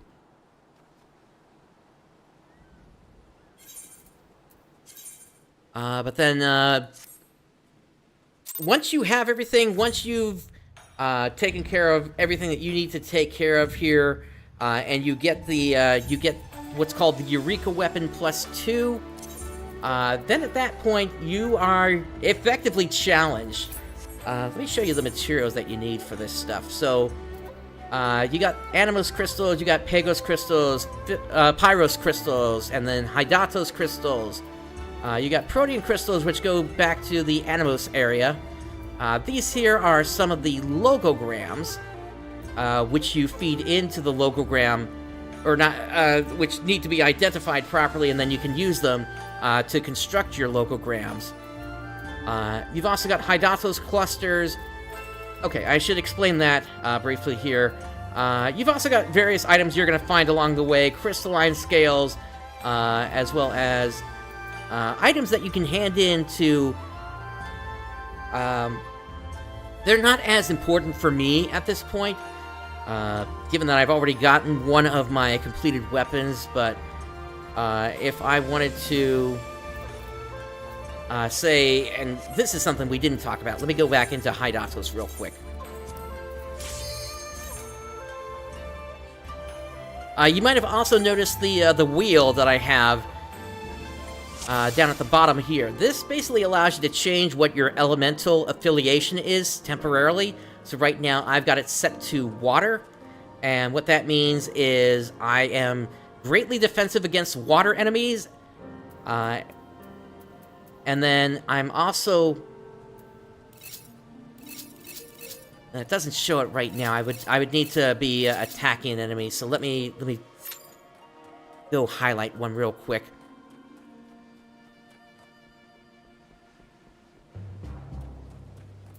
Here we go.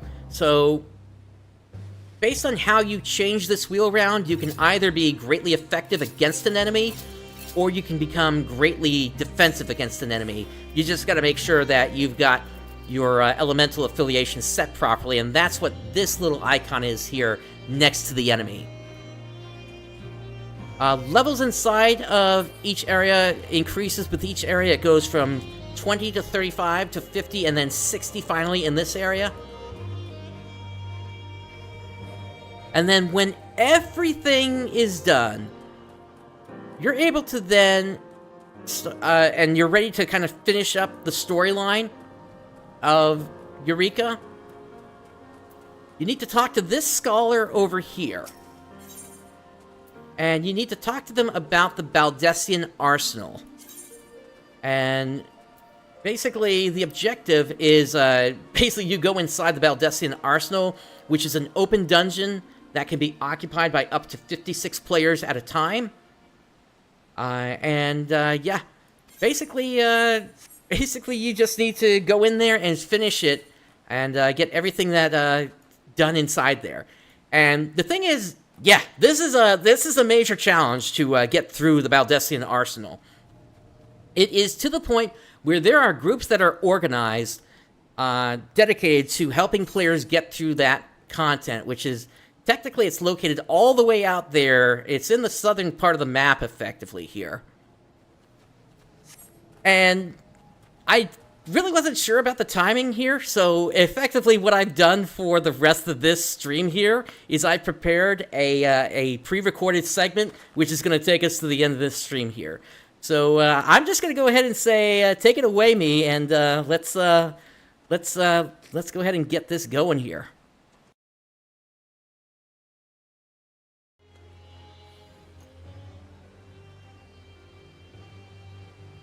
Alright, everyone. Welcome to Eureka Hidatos. And yeah, so basically, in order to even get into the Baldesion Arsenal, we have to start here with a boss that's supposed to show up in about a minute or so, called Ovni.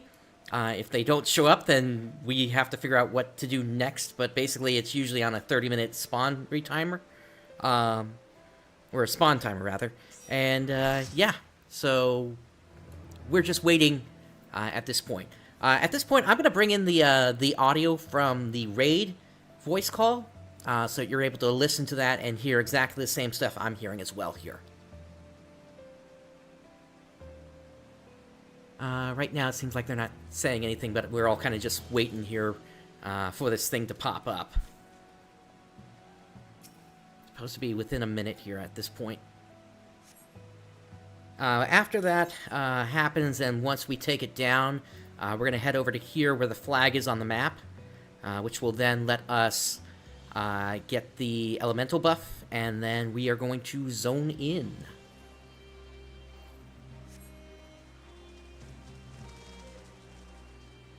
I'll give it a minute. If it doesn't pop, then we should be planning our next moves, because that means Ovni maybe does.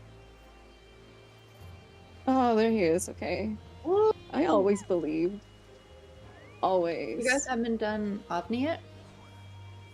It just popped. If you are thinking of joining the run. Yeah, I was gonna say, does anybody have room? And what do you need? Yeah. We All right, have here we go. Full group 4 open. If you want to lead that, don't pull Ovni just yet. Just hold. If someone pulled it, let them die. It's fine. Don't worry about it. I can also just wait for soup. I don't mind. It just popped, and we can wait for you if you are making your way over to Hidatos. We can wait. I am in Hidatos. Soup is short for support, which is something they'll talk about later in the run.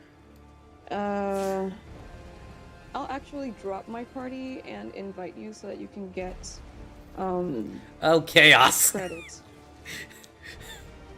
What is your user? I can shout. This is not a chaos run, but in chaos runs, players will try to grief each other as they go through the raid. Well, yeah, if group 1 has space, Hamburger, I just left pick me one up. group. Sorry. Yeah, I just left my... Forget about it. Audrey, if you want to pass lead back. Let's do a ready check. Before we engage. Make sure everyone is actually here. Group 6 is ready. Let me know in yell shot how your group is looking. Group 5 cannot actually do a ready check. But you guys are here. Group 5 is ready, 3, 2 are ready. Waiting on 1. Yeah. Alright, so if Dare is making the way here, should be fine. We can go ahead and start engaging Ovni. To make sure that they're able to tag it at least once.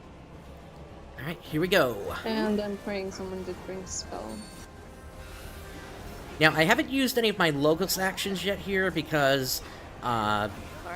basically we need to make sure that we're all set with the portals, and then once that's active, then I'll go ahead and use those once we're actually inside the Baldesion Arsenal. We have fluorescence coming up. Please dispel this. Thank you. Next up, we have Pull of the Void is movement. going to pull us in, and then we have to look at what its next action is. We're getting very far away Concussive from means us. get out. Our way.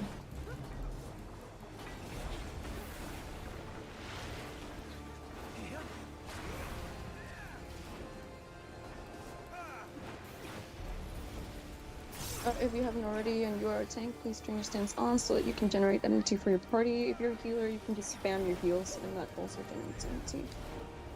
Provoke does not work on Omni, just in case. Iron Shower, you can take it away, or in the middle. If it's in the middle, get away from Omni. If you want to die, you can stay in the middle.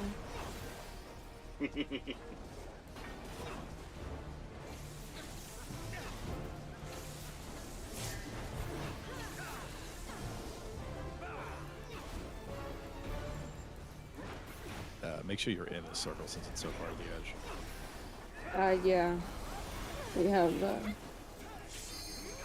strange They're talking about the fate today. circle here.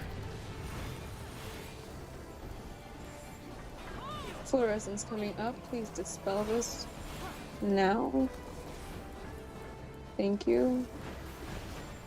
We have another iron shower. Take note of it. Get away from it. They're bringing it in the middle, so we're getting in the east. way. Oh, nope, they turned around.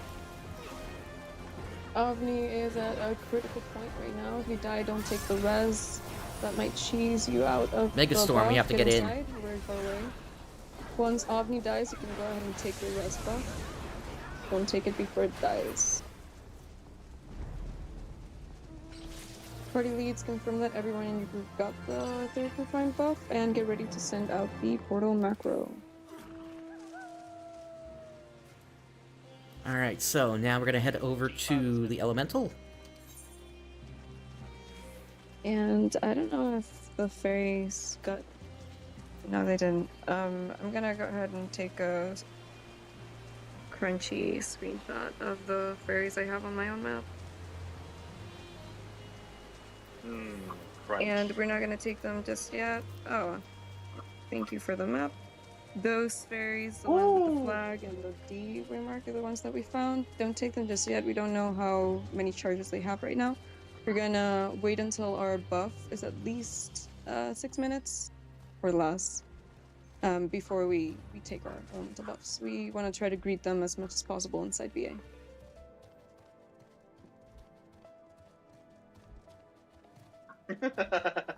Okay, so we are waiting here.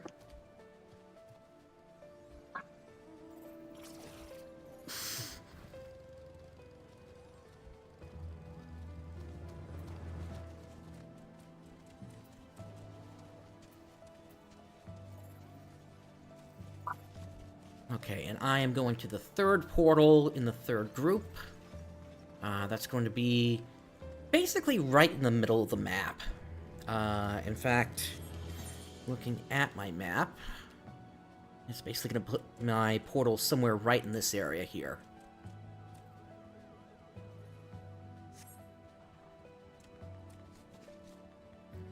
But yeah, like I said, we're waiting right now for the portals to effectively come up and then turn from blue to red. And then we're going to hop into the buff that this Hydatos Elemental is going to give us. And that'll give us effectively the full amount of time on the buff while we're inside the Baldesion Arsenal. So, going back to Soup for a moment. The reason Soup is such a meme is it's short for support. And what that means is... It's a little complicated, but effectively what happens during the Baldesion Arsenal is there is a trigger inside the Baldesion Arsenal for a fate that shows up on this map here. I think it's usually shows up somewhere in this area here, if I remember correctly. And effectively, because the Baldesion Arsenal, when it was originally designed, was extremely difficult to complete, that effectively you could get one-shot by mechanics. Technically, it can still happen to you. But there are some mechanics in there that basically make it so that you can't revive, including one that effectively means that unless somebody uses sacrifice... You can grab your elemental buff now. If you're close to your portal, you can maybe greet it until 5 to 4 minutes on your timer. If you have any doubts about where your portal is located, ask your group lead. Sorry. And they can flag it for you.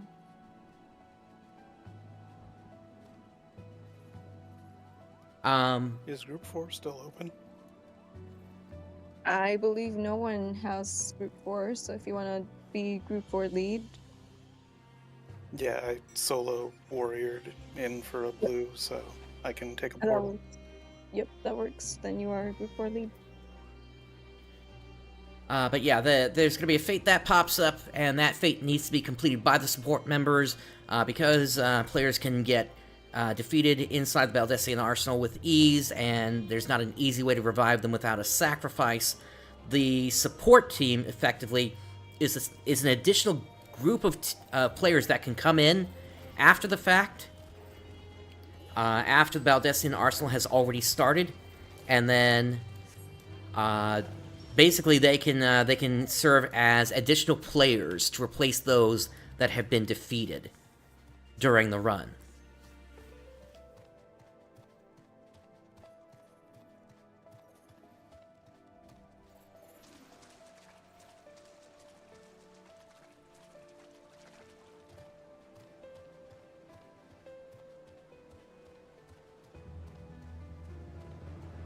Okay, there's my portal, except I can't go in yet. In fact, most players are not going to go in yet. We're waiting for these to turn red. So this is going to move slightly once it turns red, and then that's when I'm going to zone in. You technically can get in through this one, but you need a spike item that basically opens it up. Once it turns red, anybody in the zone can just click on it.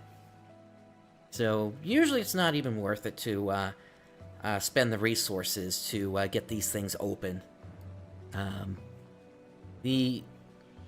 From what I've learned, most cases it's either a player just doesn't understand how things are handled on US servers for this sort of mechanic, or there's a player trying to grief and get in and effectively take over a player's slot.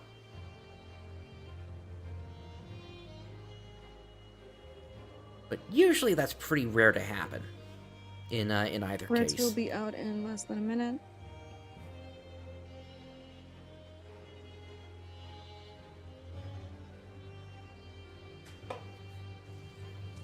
All right, let's hop in.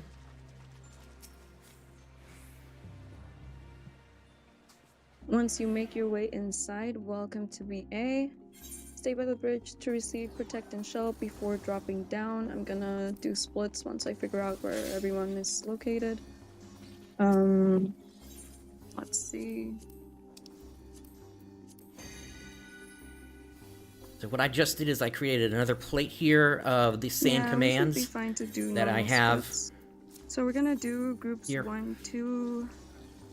I guess there's no group 4, but there's a full group 5. So yeah. We're gonna do groups 1, 2, and 3 going arts, and groups 5 and 6 are going Owain. I know Owain should have a little bit more DPS. I don't want to think about it. It'll be fine. We won't see much mechanics anyway. So just to briefly review what these If do. you see your in-down tanks building their stacks healers, please pay attention to them so that they don't heal over to the E-ticks. So groups 1 and 2 and 3 are going to the logos manipulator side. That will be the white banner side, that's art. And groups 5 and 6 are going Owain side, that is the purple banner side, or the Magia Melder side.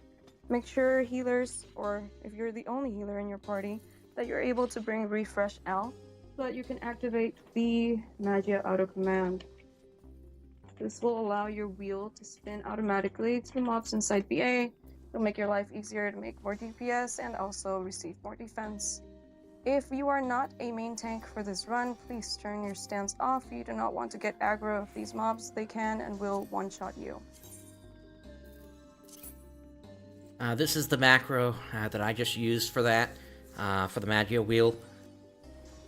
Right, so once you receive your protection shell and you have done all the plates that you want to do, you can go ahead and jump down and start killing the walls once your tank has aggro.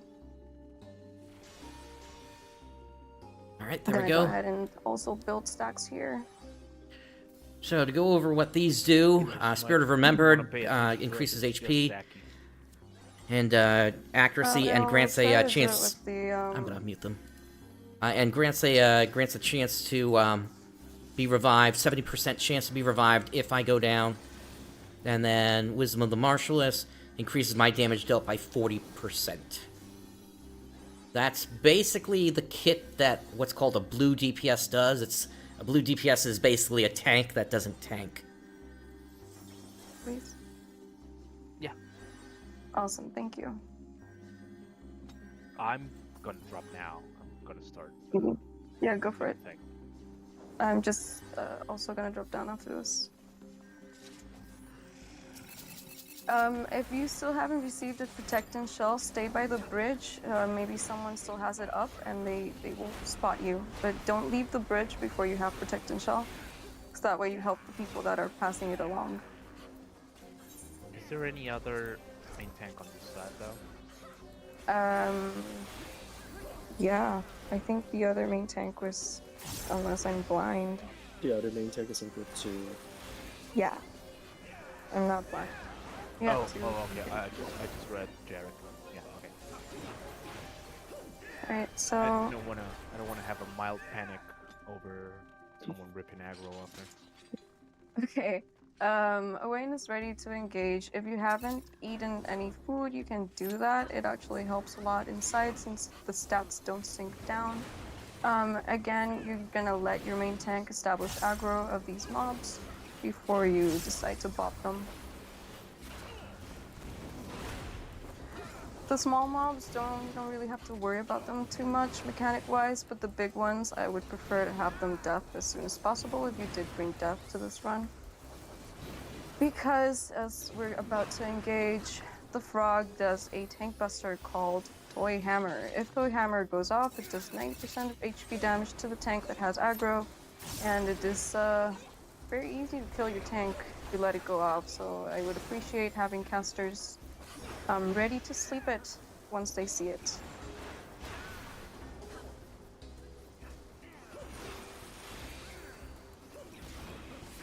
Toy Hammer going off, if I can have a sleep, thank you. Paralyze is also very good for this. So if you brought Paralyze, you're a hero.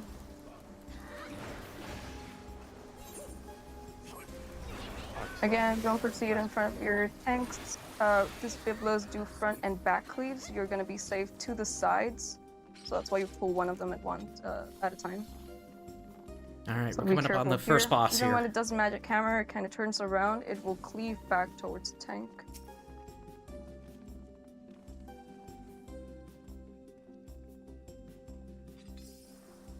Alger, since I'm on your side, I'm gonna let you know right now. I'm running EES until Percepting. I'll provoke, thank you. You're welcome. Alright, we're gonna deal with this next Biblos, and once Art's side is also ready, we should be ready to set a countdown. I'm having some people crossing the purple line right now. No rush. Yeah, our side's ready.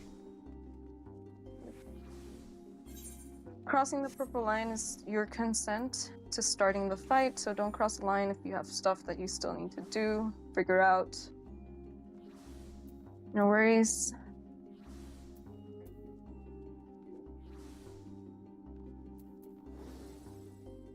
Yeah, so there's another team that's split off to the east, and we're just waiting for them to get into place right Cross now. the purple line once you're ready, and we can set a countdown. I think we We- have, yeah. I think we're ready now, like for sure. Okay. Are you ready, Amelia? We have Chase on the way. I see. Okay, no problem. Just let me know, and we can set a countdown. Yeah, I think they're coming down the hall right now. Yeah. Yeah, I'm here. Yeah, you can set the countdown now if you want. Basic idea with So this we're boss setting is a they need to countdown die at of the same 15 time. seconds, starting in 3, 2, 1, 15. Fight is gonna start off with a tank buster on both sides. If you're ranged, you can limit break at around 5 seconds on the countdown. Tanks get ready to provoke.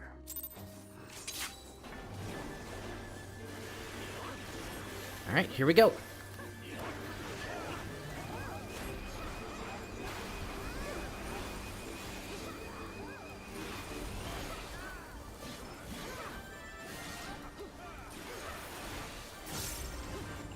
Art in, then out. Raid wide Owain. I forgot what it was called.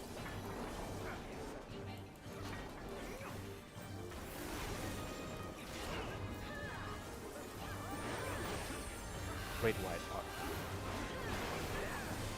Go opposite colored spear, so you're going to a blue ice spear Owain. Blue ice spear. Art, go to the edges of the arena. The spears will mimic his attack. You can also go magia defense if you want. Hug a spear after the AoE resolves. Hug a spear now. 35%. Tank buster on Owain. Raid wide. Yeah, so we're just waiting for Owain to go down now on the other side. Tank looks good. Raid right away. Sub 16%. Away from art, away from spears now. Intercardinals are safe. Away from art, away from spears. Go to a fire spear, Owain. Fire spear. And we'll kill it after this resolves. So we do have Perceptors on this run. Okay. Alright, first boss down. Yeah. So we do have Perceptors, I think, on both sides. Unless I messed that up. Che dropped this side. He's percepting. Okay. Yeah, and I'm So- percepting on this side. Then we are good. We're gonna wait for them to actually find the bomb trap. The reason for this is if you actually run through the bomb trap, you can kill yourself and kill the others behind you. So that's why we ask for you to wait. There are 4 more bleed Yep. traps that need to be found. I'm gonna be aggroing these mobs to the corners. They stick to the walls. It's Kalka is easier to full. dodge all of this. The Kalka needs to be taken to a corner. It does terrifying glance. If you're standing in front of it, it will confuse you and turn this into PvP. Or The bright death. dot aggro, yeah. If it does banish, it'll remove helpful buffs or kill you if you have no buffs available. So those are basically your most important mobs here. The mages are just random mobs that can kill you if you don't have a tank on them. And once you see the centaurs get pulled, please casters, be ready to sleep. I'm gonna pull one now. Please sleep this centaur. Sleep it now. And I'm gonna pull the other one. And we're just gonna have a monster mash here, so watch your stuff. This can still kill you if you are standing on the yellow. So just dodge.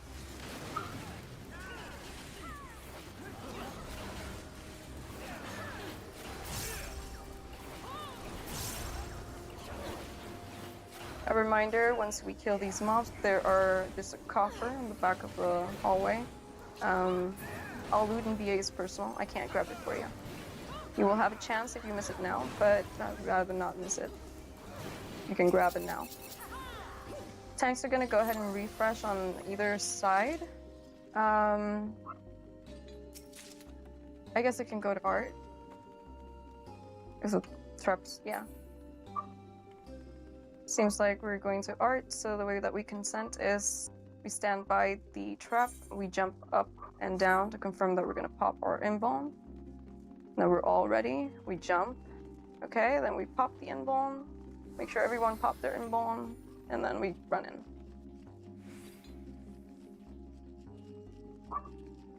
Yeah, that's completely separate from what we're standing here for. And unfortunately, the raid host has a dog barking here, so not much I can do about For those that. of you that are already in Raid and Arena, we're gonna set the following waymarks: A to the north, B to the east, C to the south, and D to the west. The fight is gonna start off at the B waymark, so to the east. Casters in range can stay by where Marshy is, since the other half of the fight is gonna start there.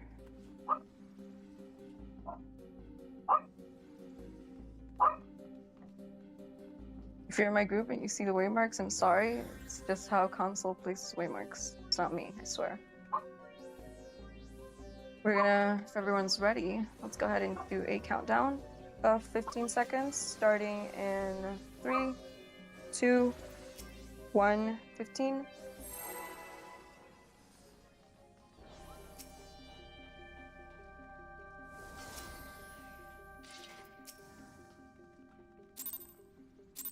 Breaks can go out. Tanks get ready to provoke.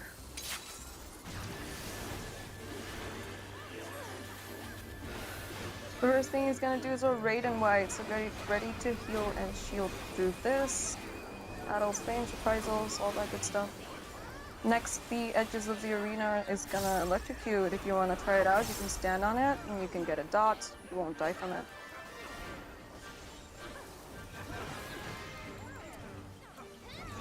I'm not even gonna mention the tank buster because it doesn't really matter.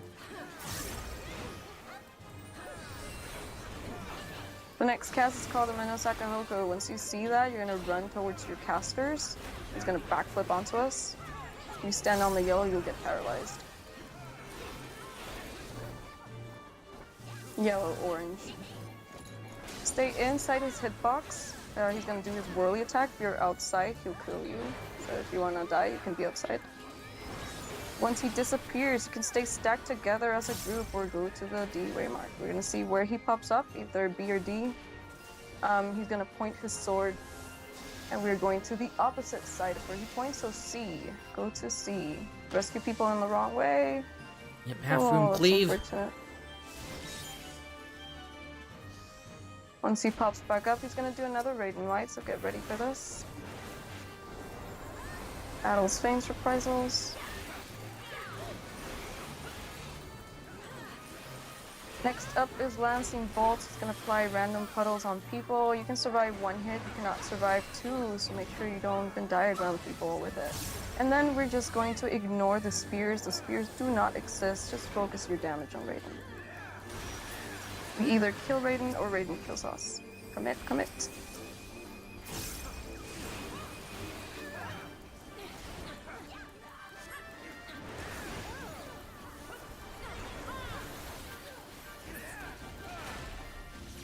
Nice. As you head over to the hallway, there's going to be another coffer. Make sure that you grab it. And there's another bleed trap that needs to be found in this hallway. We're going to try to group the same element mobs together, so the wind mobs first. There's a Kalka that's going to be running down the hallway. If someone can grab it and take it to the door, I'd appreciate that.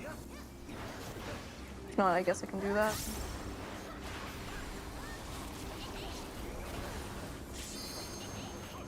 Mind the huge fridges that are walking around. They can either do a point blank or a donut AoE, and they can do it at the same time if they're aggro together, so try to avoid it if it happens. Really, they're walking books.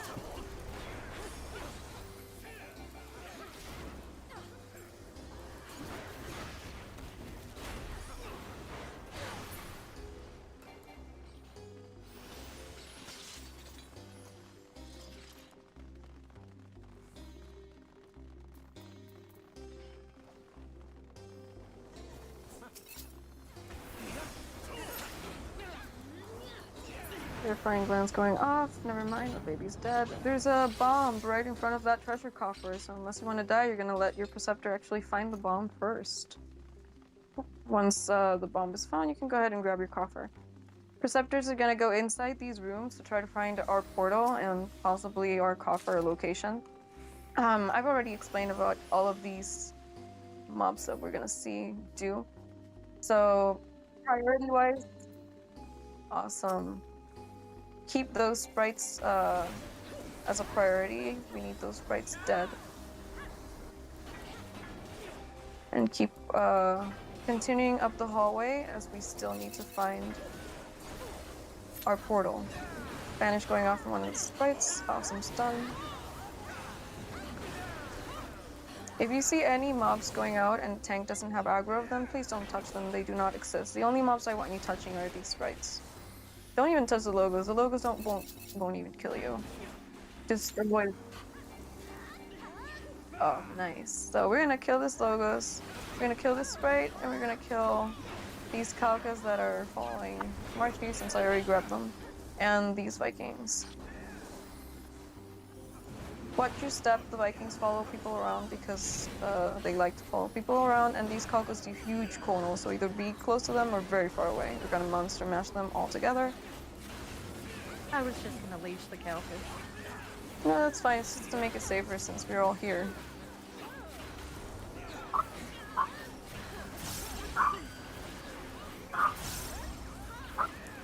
I just see someone dead. Do you want me to roll Earth, or do you wanna do it after?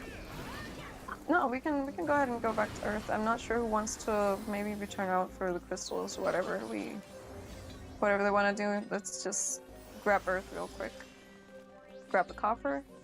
And at this point, once you go through the portal and you grab the next one, you should have 12 fragments.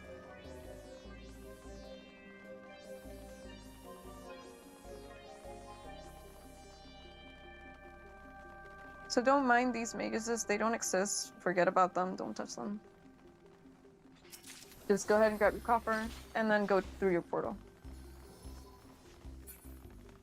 So if anyone wants to let Eric know, portal and ice and copper and earth.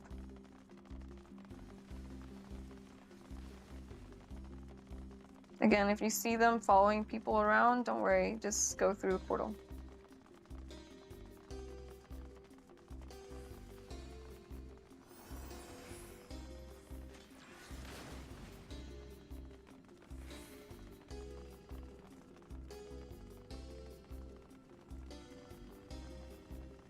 I guess we can support soon.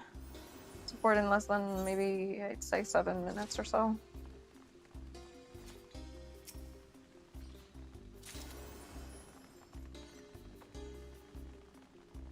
All right.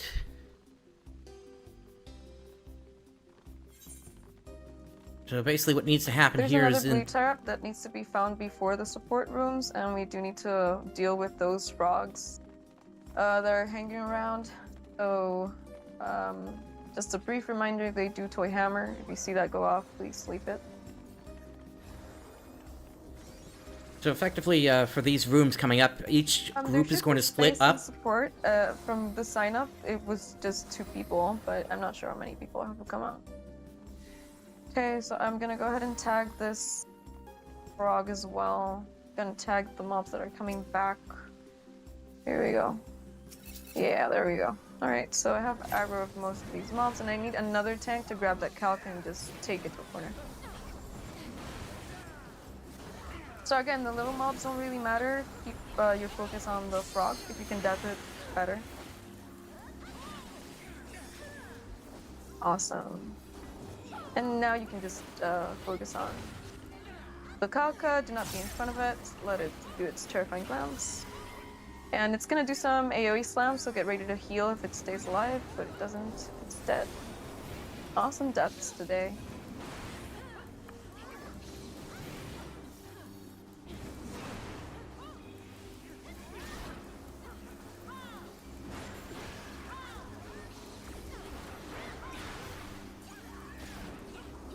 Alright, so we do need to sheath. I think it's, what room is this? Water. It's water. Need Yeah. someone. Yeah, I just need water, I think. The rest of us are good to go into our normal splits. We're gonna make the hallway a little bit safer though. We're gonna kill these 2 ghosties. I can cheese water if someone can bust the trap for me. I can do that. Trap busted. In water? No, the cheese, you mean? Yeah. No, she needs the trap pop. Pops. Yeah. Yeah, I can I'll cheese be water. right there and just. I have aggro of the ghost, so I can't do that right now, but I will in You're less fine. than a second.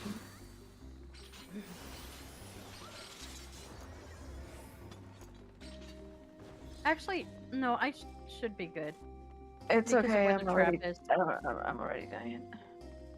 It's, don't worry about it. Makes it safer anyway. Just in case.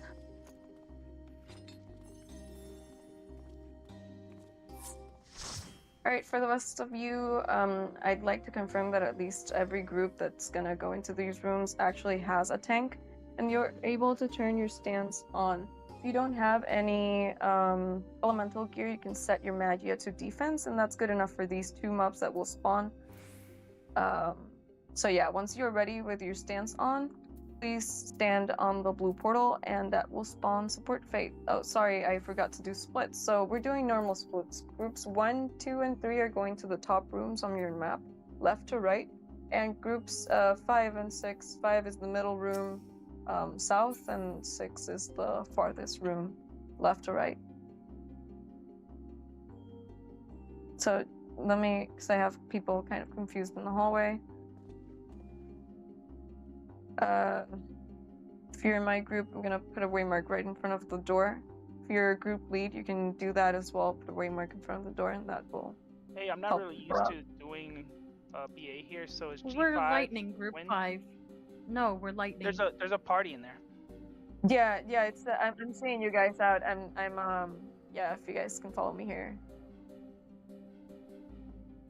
Yeah, We're so you're like seeing with the the references number to 2 soup waymark. right now. Don't worry, And- it's okay.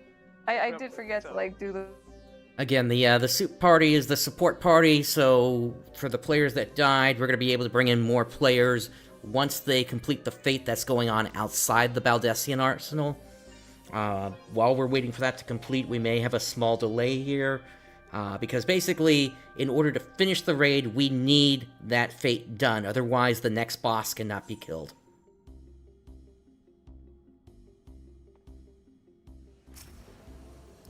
I'm good there, thanks. Alright. Oh, Sorry, I forgot. Marcy's gonna die. I was not It- actually ready for the portal to pop. oh the cheese. Yeah, the cheese. Um, Usually I well- get a 8 for it, but it's okay. I'm just gonna turn off my plate bearer and let her kill me. It's Oh, fine. I'm sure there are people with sacks. I think. It's fine. You're good. Can you log out? Yeah, I can Right now. away. Awesome. The door's already open. And Yeah. I know you have to kill the mob, so I can just wait. It's just well, you can also put PB on, yeah, and you're safe. That's true. Yeah, I just took it off just to die. Alright, so yeah, once your group is done with the mobs, you can go out, and we do need to kill the water rooms mobs before the big door opens.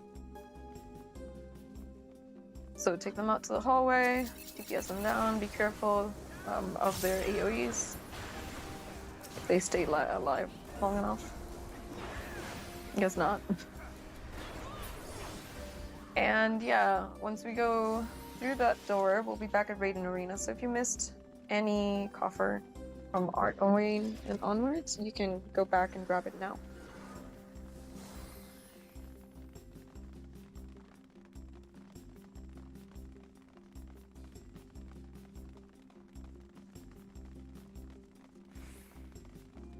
So this is the write-in room that we're passing through again here.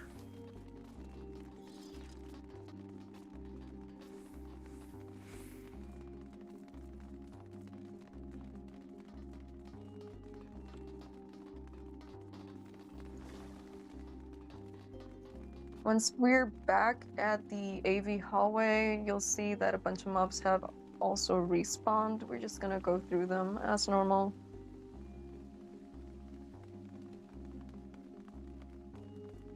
I don't believe you need Percept past this point, so if you want to drop it and use any other place you can. Do not touch that frog. The frog is used for ritual stuff. So we leave it, we just leave it alive. It's We're basically gonna used continue through the hallway, to help grabbing tanks these build mobs. stacks of DPS.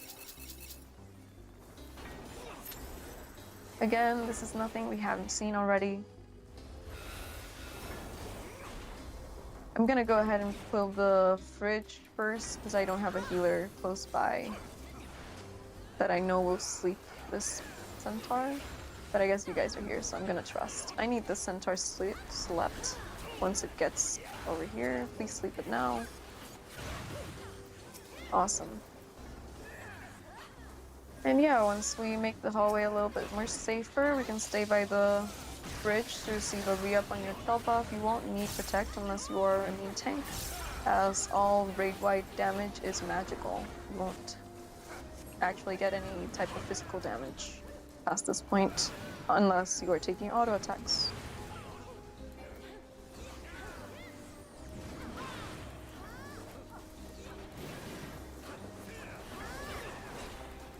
And that message means that support was successful. So thank you, support. Okay, they got it done pretty quick. If we hadn't defeated Justidia, we wouldn't be able to defeat AV, as the buff would let us only reach 0.1% on his HP, and then he'll just enrage and kill us all and restore back to full HP.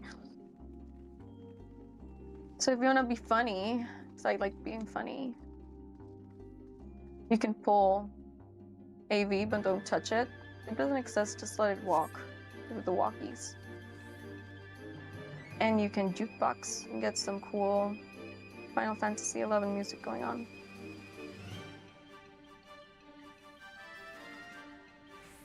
So we're gonna wait. You have some downtime now. It's about maybe 7 minutes before we can see support group inside. Feel free to do whatever you want in that time. If you're gone longer than 10 minutes, make sure that you're at least wiggling around so that you don't get AFK kicked. There's no way to come back to BA if you do get AFK kicked. So yeah, I'll see you in a few minutes.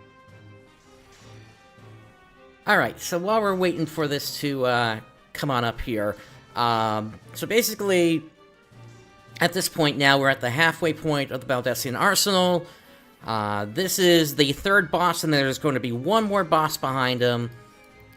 The Proto-Ozma, but we'll talk about that if we happen to actually get up to them.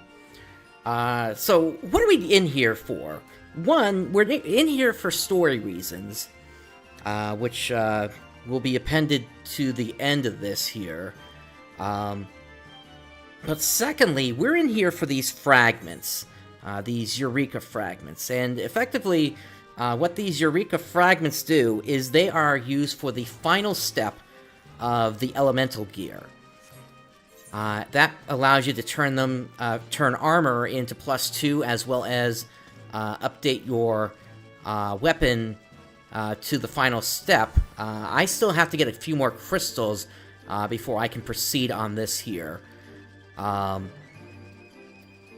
But effectively, in terms of my time with Eureka after I'm done, the way I handled Eureka is I said to myself, okay, let me just get to the end of it, let me get one weapon instead of armor done first. And then I was going to go back to the original zone, the Animos zone, and start working on the other relics. And the reason for that is if we come over here in the achievements to items, you're going to see there are a whole bunch of achievements associated with the different weapons that you can get here in Eureka. I'm still on the first one here, which is the axe for my warrior. So, basically, I still have quite a bit of a grind to do here in Eureka. I don't expect to finish this anytime soon, but I would at least like to have my warrior ready to go, because what the last step of all this gear does is it gives you this Eureka effect elemental bonus, and that effect goes into effect even all the way back in the first zone, to the point where in the first zone you don't even have to spin your Magia wheel anymore. You're just at max elemental bonus.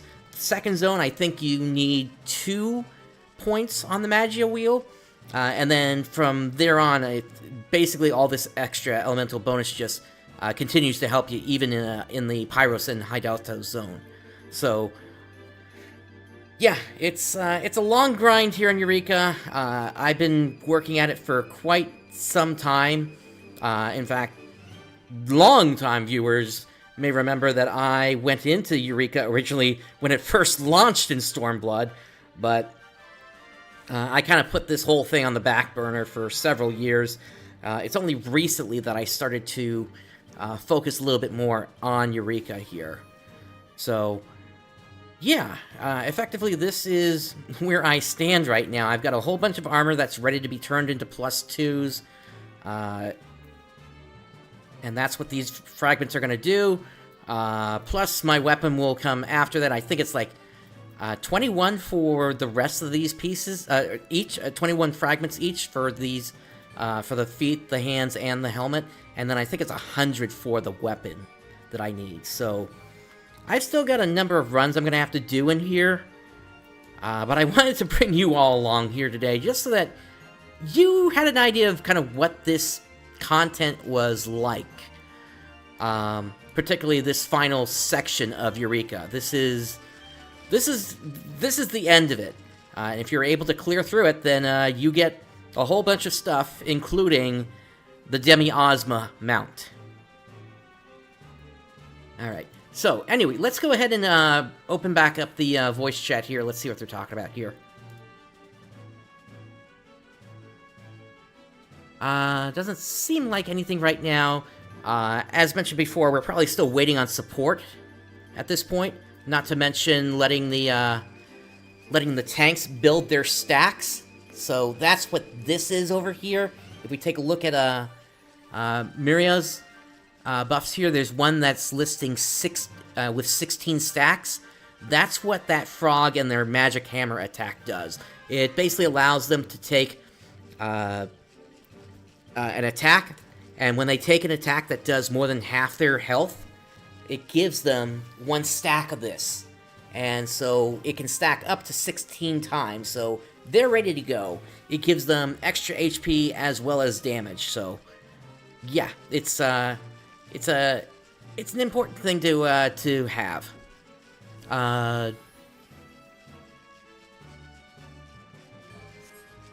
Looks like there might be a little bit of confusion back there.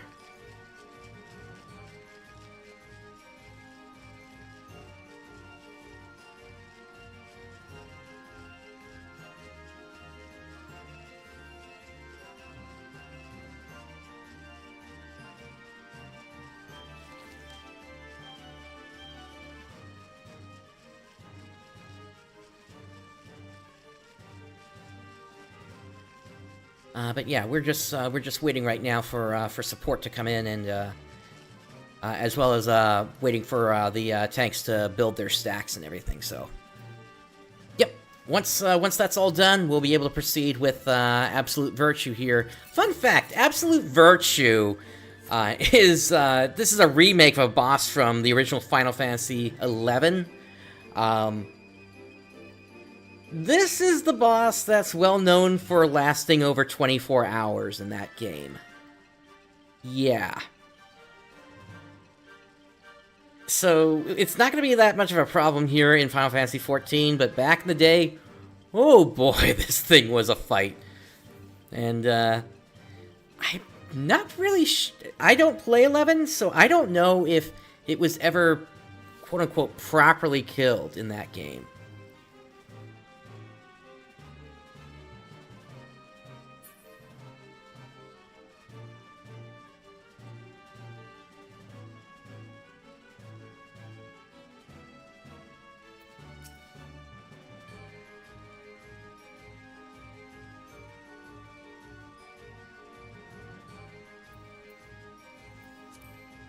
At this point, we're not going to need the map anymore. I think I'm seeing some support coming in right now. So please join the frog as you make your way in. I'm gonna go ahead and start AV explanations. I'll be posting a few things in BA chat to help you along with what I'm about to explain. Oh.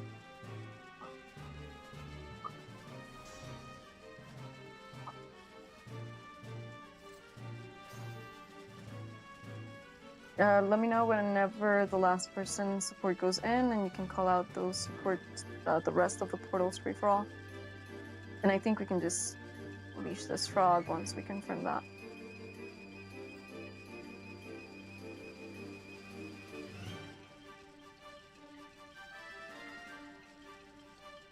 Is there anyone from support coming through that hallway, or still making their way to a portal?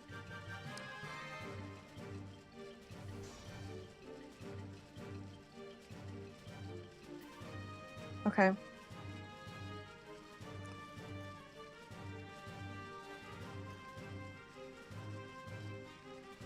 Yeah, I see them.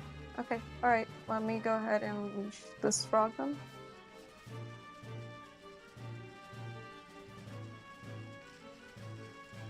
Okay, so anyways, AV is basically a fight of opposites. You're gonna see it reflected on his bracelet. He's basically gonna be changing between dark and light colors. Depending on what color he chooses, we're going to go to the opposite color. I'm going to be calling out the entire fight, so don't worry too much about that. Just pay attention to my calls and you will be safe. However, there is one personal mechanic that you do need to be aware of.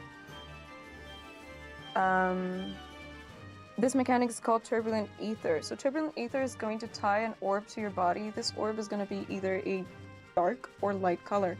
You're going to take it to a puddle of the opposite color. So say I have a light orb on me, I'm going to take it to a dark puddle. At the same time, there's going to be a huge conal called Medusa Javelin happening throughout the fight, so I will call it out before it happens.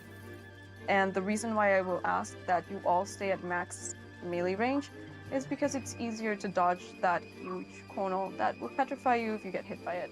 I do see one DC here, so we're gonna wait until everyone is actually ready. If you pass the purple line, that is your way to consent to starting this fight. And yeah, once the DC resolves, we can go ahead and maybe put a full timer. I would say hold on the bravery, because I'm not sure if that person is coming back right away. And yeah, if you do want bravery, once we have that sorted, you can stay to the left to make it easier for the people passing it along.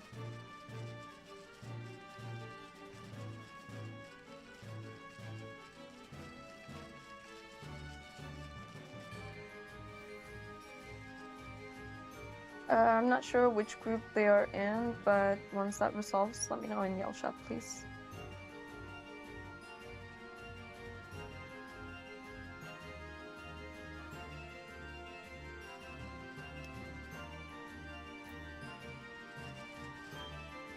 I think they I just had a just... disconnect. Yeah, we saw. Okay, just let me know when you're ready to log back in.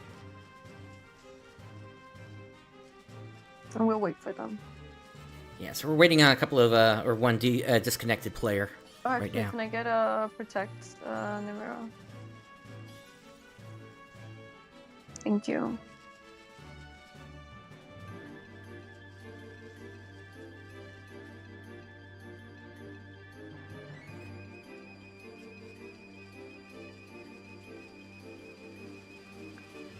So yeah, if you have Death, Refresh, and Percept at this point, and you want to switch it to anything else, you can. We won't be swapping our magic wheels Those are Logos actions. from this point onwards that much.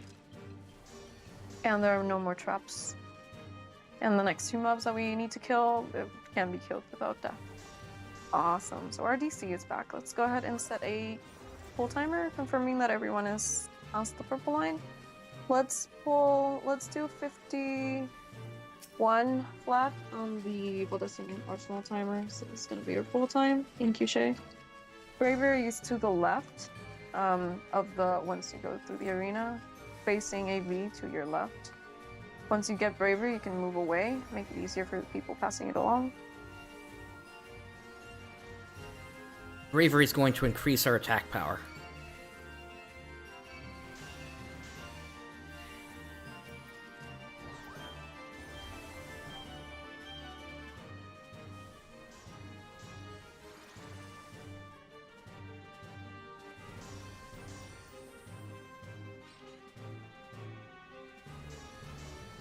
Coming up in 1 minute, starting now, 1 minute.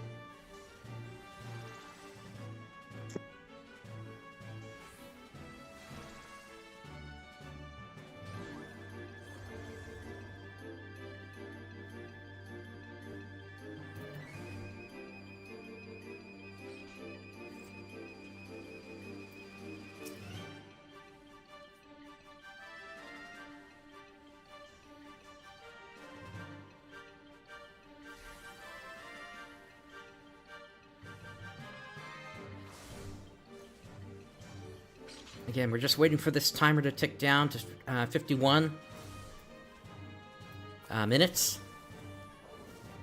And then we're going to pull. 15 seconds.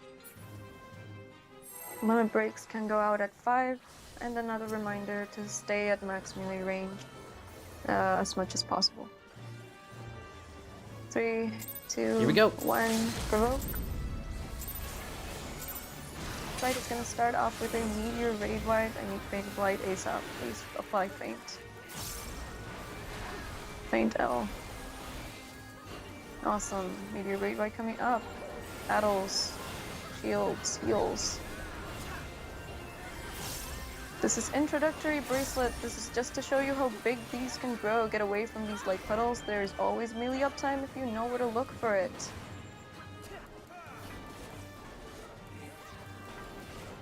In this case, I'm not going to take the Javelin is risk. about to go out. Dodge this Kono. This is the reason why I ask you to stay as close to him as possible, but away from the tanks. You can stay stacked at his butt. We have our first half room split. We are going to the dark side of the room. Dark side of the room now. Dark side, dark side.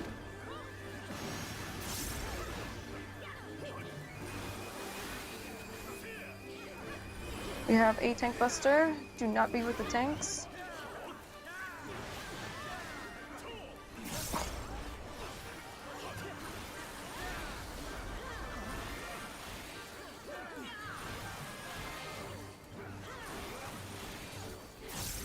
And now we have our next double bracelets. We're getting away from light and close to dark. Away from light and close to dark. There is melee uptime.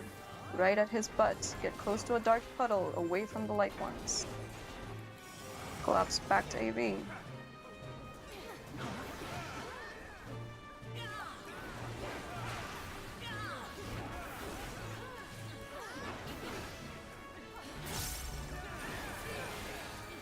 Meteor Ray Bite coming up, Addles, Range Reprisals, Heals and Shields. And next up we're going to have Turbulent Ether. Before resolving Turbulent Ether, there's going to be a Medusa Javelin Kono. So make sure that you dodge this Kono first. Take note of what you're tied to. Dodge the Kono. Dodge it now. And then go to a puddle opposite color of your orb and stay away from the tanks while you do this. There's a tank buster coming out. So I didn't have to worry about this, but if this comes around again, then I would. After you resolve, there's going to be a double Meteor Wave Bite, so get ready to heal and shield through this. This is the first one. We're going to see the second one.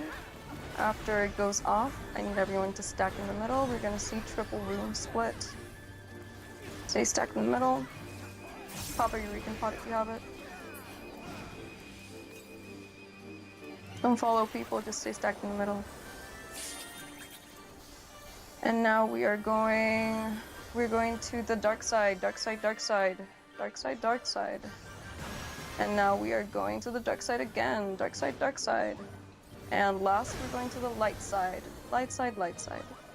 Stay stacked together. We're going to bait this radio. Once the radio is placed, you can move to the edges of the arena. Keep in mind, you need to come back to dodge the Medusa Javelin Kono.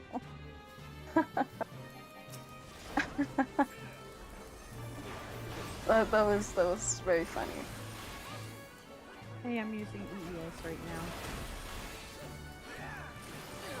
now. You should be fine. There's like 5 tanks fighting for aggro right now. I just know I'm #1 in my party, so I just thought I would say something. We're gonna kill this. Yeah, before it goes off. I did that on purpose, by the way. Okay, yeah, okay. I did that on purpose. Chaos! Chaos! Okay. So there are chaos runs of this go, as I mentioned before. I didn't see you do. I saw that. Which basically players will try to grief each other. Go out in a blaze of glory. I was going to sack the other way, but I couldn't focus target the one that was dead before the second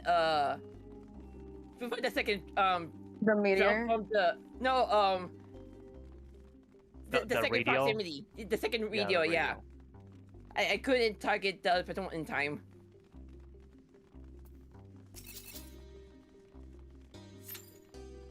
Okay, so for those that are you up want the me hallway, to pull the owls or not? yeah, you can. Let's just get that over. Yeah. And some people need to go ahead and re-up their indom too. So. Yeah, No, I'm not deathing the owls because some people build their god on these last 2 mobs. This is their last chance to build their limit things for DPS and stuff.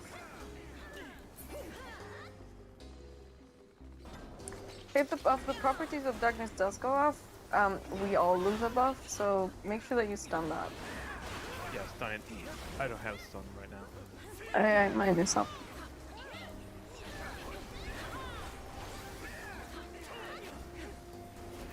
Okay, we're gonna let these cutscenes go off, and then I can go ahead and start awesome explanations. I'm also gonna be refreshing my indom really quick.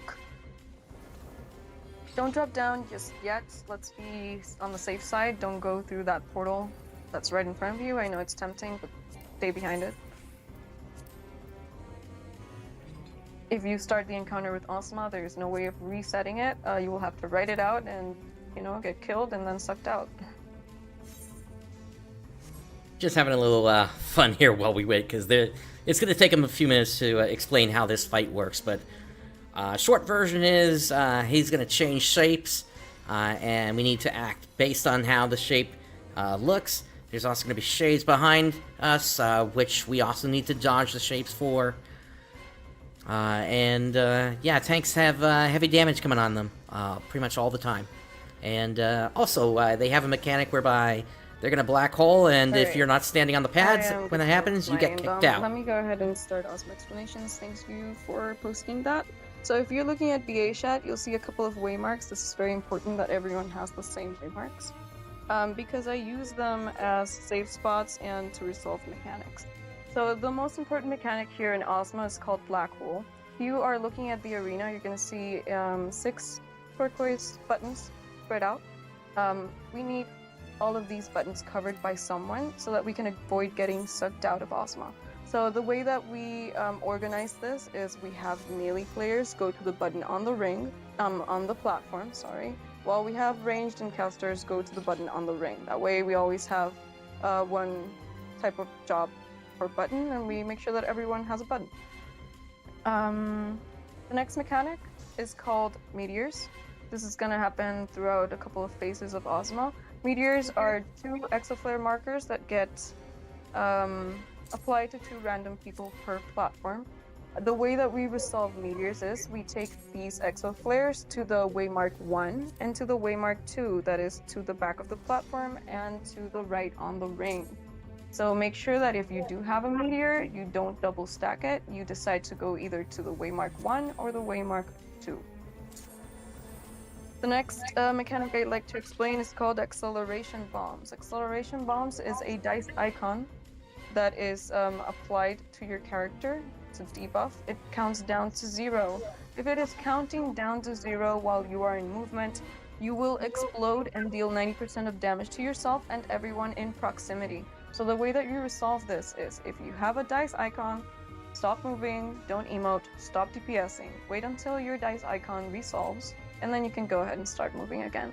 In the unfortunate event you get a meteor and an acceleration bomb at the same time, you are going to be our brave hero and you are going to run towards your meteor location. Forget about the bomb, it won't kill you, it'll only do 90% of HP damage to yourself, and you can get healed back from that. So in the off chance that does happen, just resolve the meteor, it's more important than the bomb.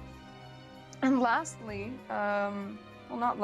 during this acceleration bomb phase, I will also ask 1 healer per platform to go to the back so that they can bait some bleeds. I ask the healers because they can Asuna themselves easier.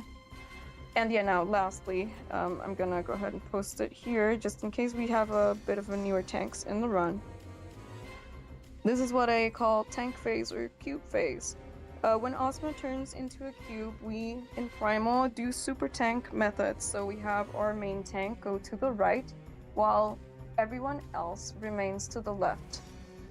This is to bait some laser beams that are coming to the platform, and so that the tanks can position to absorb these exploding orbs that come through the platform. If you miss an orb, do not go after it. Let the next tank on the next platform help you out with that.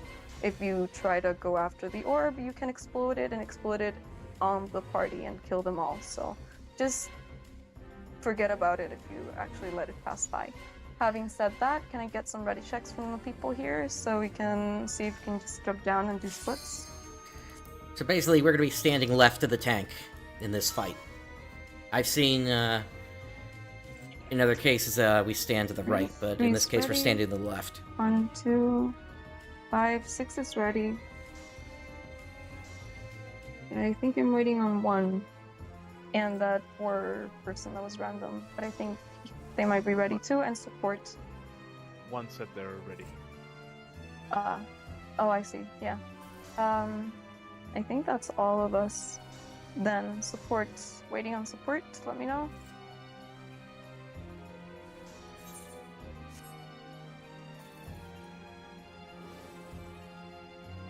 we're good.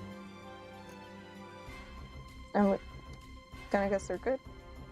So we're gonna do groups 1 and 2 are going north west.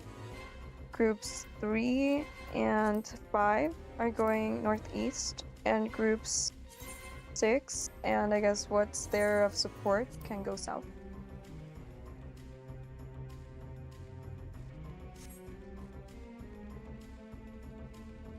So your main tanks for this run are gonna be Dietlet, I'm sorry if I didn't pronounce that right, Maria, and myself, Algio. If it helps keep them focused, your main tanks are the most important part of this raid. If they go down, the rest of the party goes down with them. Let's set a pool timer. Let's do 58 flat on the Baldesion Conquer timer. Yep, so we're coming up on 1:15. Alright, so we pull in about 1:10 seconds.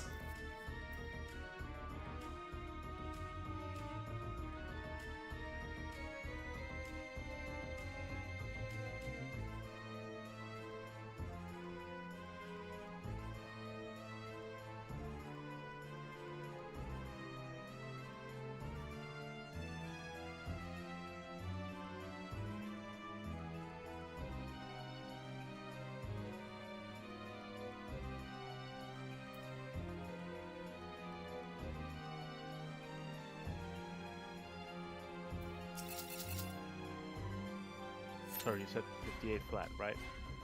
Yes. So we're coming up on close to 25 seconds.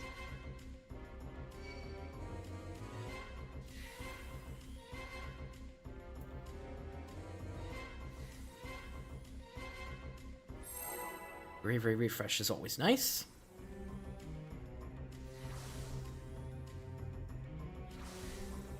Coming up on 5. Limit breaks are up, and tanks remember to provoke to open up. Ranged and casters can remain to the back of the platform, as that is where our first Ozma transformation is going to happen. Anytime Ozma is a big orb, it's going to hurt the main tanks even harder. So keep them focused, keep them healed.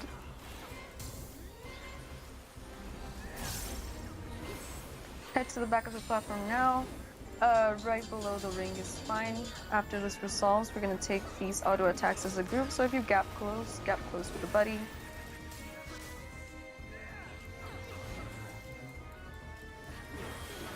Stay stacked together. We're going to see one more auto attack and then get ready to get knocked back towards Ozma. You can pre-position at the button, right below the button. Not on the button, right below it. There we go. Stay stacked together. Yeah, there's not a whole lot of room to move We're gonna around see in this. 2 more auto attacks, and then you can go ahead and go to your black hole buttons. 1 more auto attack. Go to your black hole buttons now. Everyone to a button. Do not get sucked out.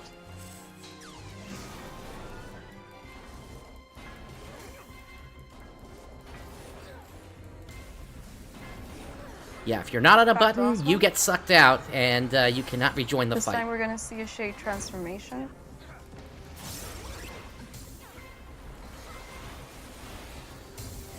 Shades are out, and we are getting off the platform. Main tanks last. They need to take an auto attack first. Main tanks last. Once they take that auto attack, you can move. Back to Ozma.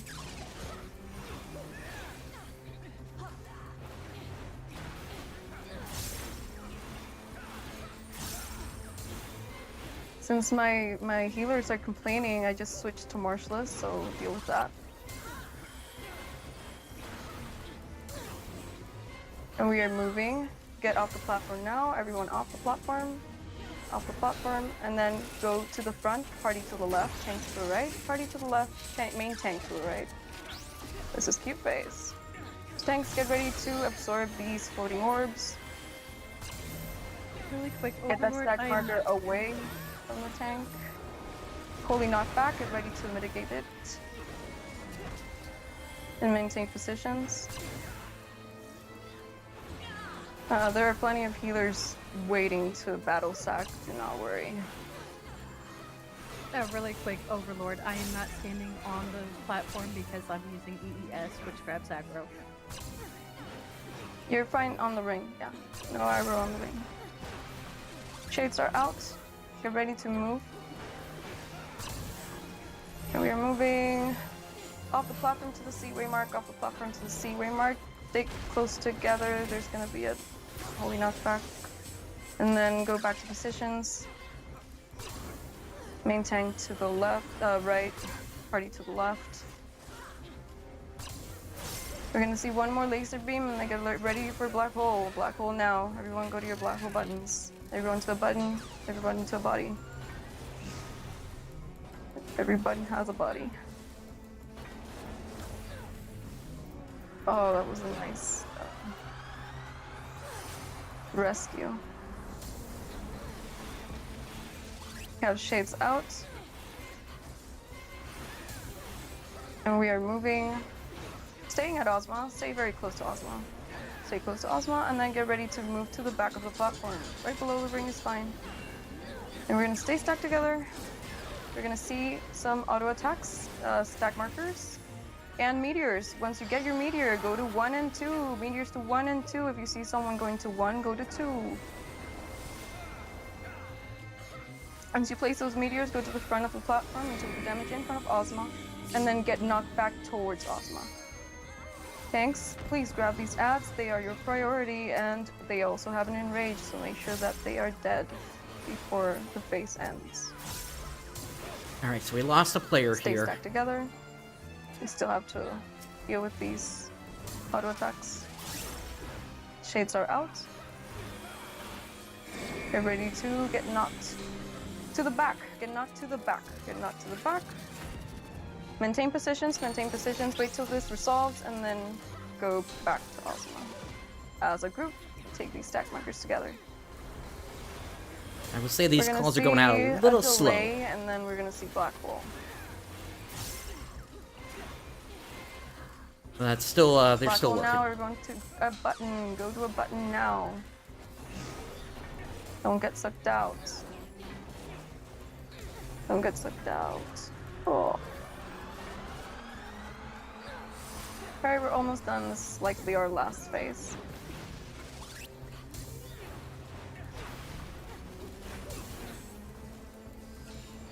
Stay close to Ozma. Stay close to Ozma.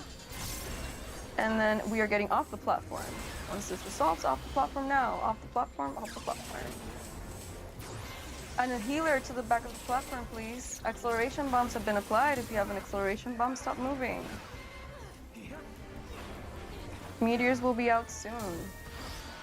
Meteors to 1 and 2. Meteors to 1 and 2. Once you place those meteors, come take the damage in front of Ozma. If you have limit breaks, you can use them. I always move just to make sure if I actually have the meteor or not. We have to deal with these ads, but I guess we can just also DPS Ozma and kill it before anything else happens. And Awesome. that's it. Sorry for those that got sucked out. You can test the edges of the arena. I didn't tell you, but they're very slippery. Congrats to those that cleared. You will get your Ozma mount in the achievement menu. Make sure that you grab the coffer in the south platform. And thank you everyone for coming. This is always a lot of fun. I hope you guys had a lot of fun too. Thank you very much for the callouts. First. Thank you, Altu. Wait.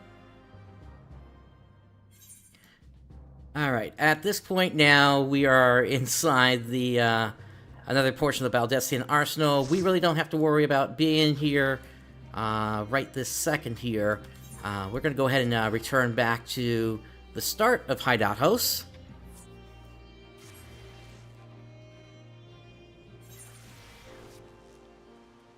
And with that run complete, I'm gonna grab another piece of gear here. So I'm gonna do my helmet this time.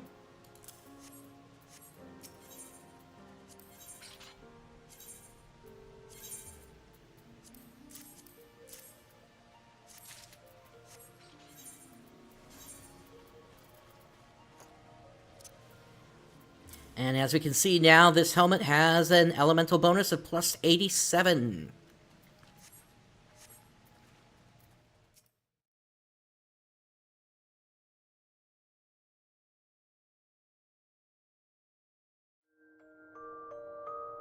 Alright, everyone, and as a final sort of addendum to this whole sequence here, this is basically what the final armor set looks like, aside from the chest piece. Now, the chest piece, I have that set up on there, specifically because that cloth that I got at the end of the run there, you're able to basically just put this piece together. And the thing that this has over the regular armor set, the elemental chest piece offending, is it has haste +3 on it, which means that my attacks go out much faster than they would otherwise.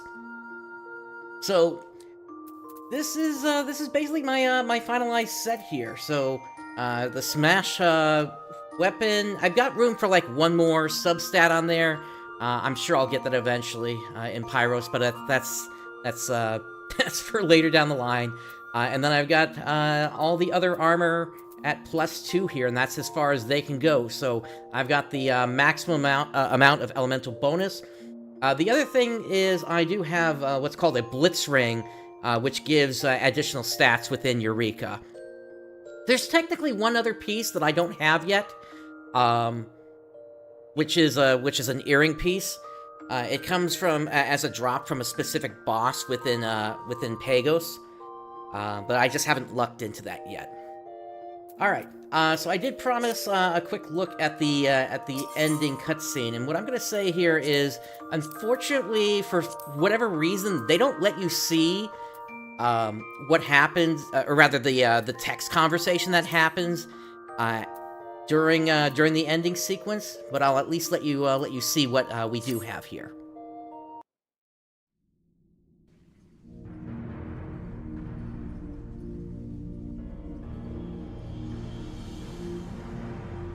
So we have Kryl and Edgica here, and they are facing Eureka there.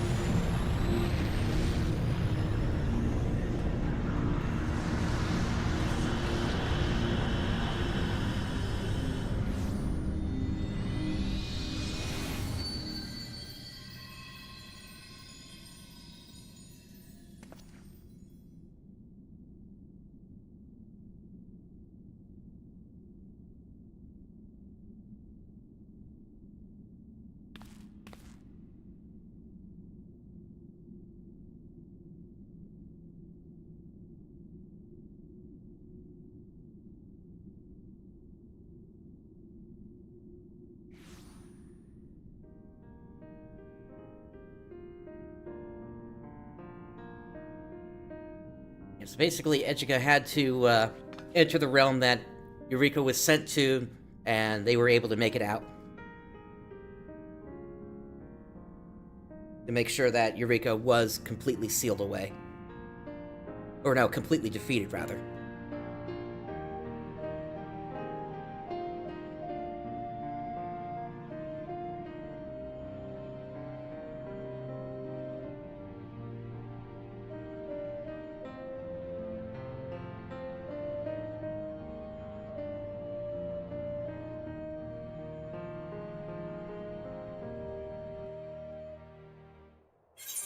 But yeah, that's it. Unfortunately, the cutscene before that, cutscene number 7, is just for the end of Ozma there inside the Baldesion Arsenal. So that's all that there is. Unfortunately, there's nothing. It's a shame I didn't think to record that in the moment. But yeah, so. Once again, a huge shout out to the Helpline's Discord for putting together that run, and so that I could get that completed, and so I could show that all to you here today. And with all that said, we got ourselves ranked up again, at least up to the point where we're stopped by that time wall, and you've seen the Baldesion Arsenal. At some point, I'm likely going to go into the content for Baldesion as well. Yeah, that's for certain, Curso. Depending upon the choices that you make, you either side with Educa or you side with Kryl towards the end, in terms of the method that gets used. Yes, you are correct in that. But yeah, like I said, at some point I'm going to look at Baldesion content. When I do that, that is likely going to be a pre-recorded episode similar to the content that we had here today for Baldesion Arsenal, just because I don't know, there's no way for me to really time when the Southern Front or Zadnor raids are going to come up, and then it could also take a while to even put together a Delubrum run as well. So again, all those will likely be encompassed into a single pre-recorded episode for the series here. And then of course we got the Crescent Occult coming up here in just several weeks, which is the new field operations, which basically that's looking to be really fun, because with that you have not just only your regular class, but you also have a Phantom class underneath that's basically gives you different abilities that your class might not regularly have. I'm kind of curious what happens if you, like, say, combine regular warrior with Phantom warrior. I don't know if you, like, get extra defenses or something, but I guess that's something we'll see when the time comes, once 7.25 releases. Alright, but all that said, that's gonna do it for me today. Thank you for joining me today. This is PrinceBrightstar signing off. I'll catch you next time.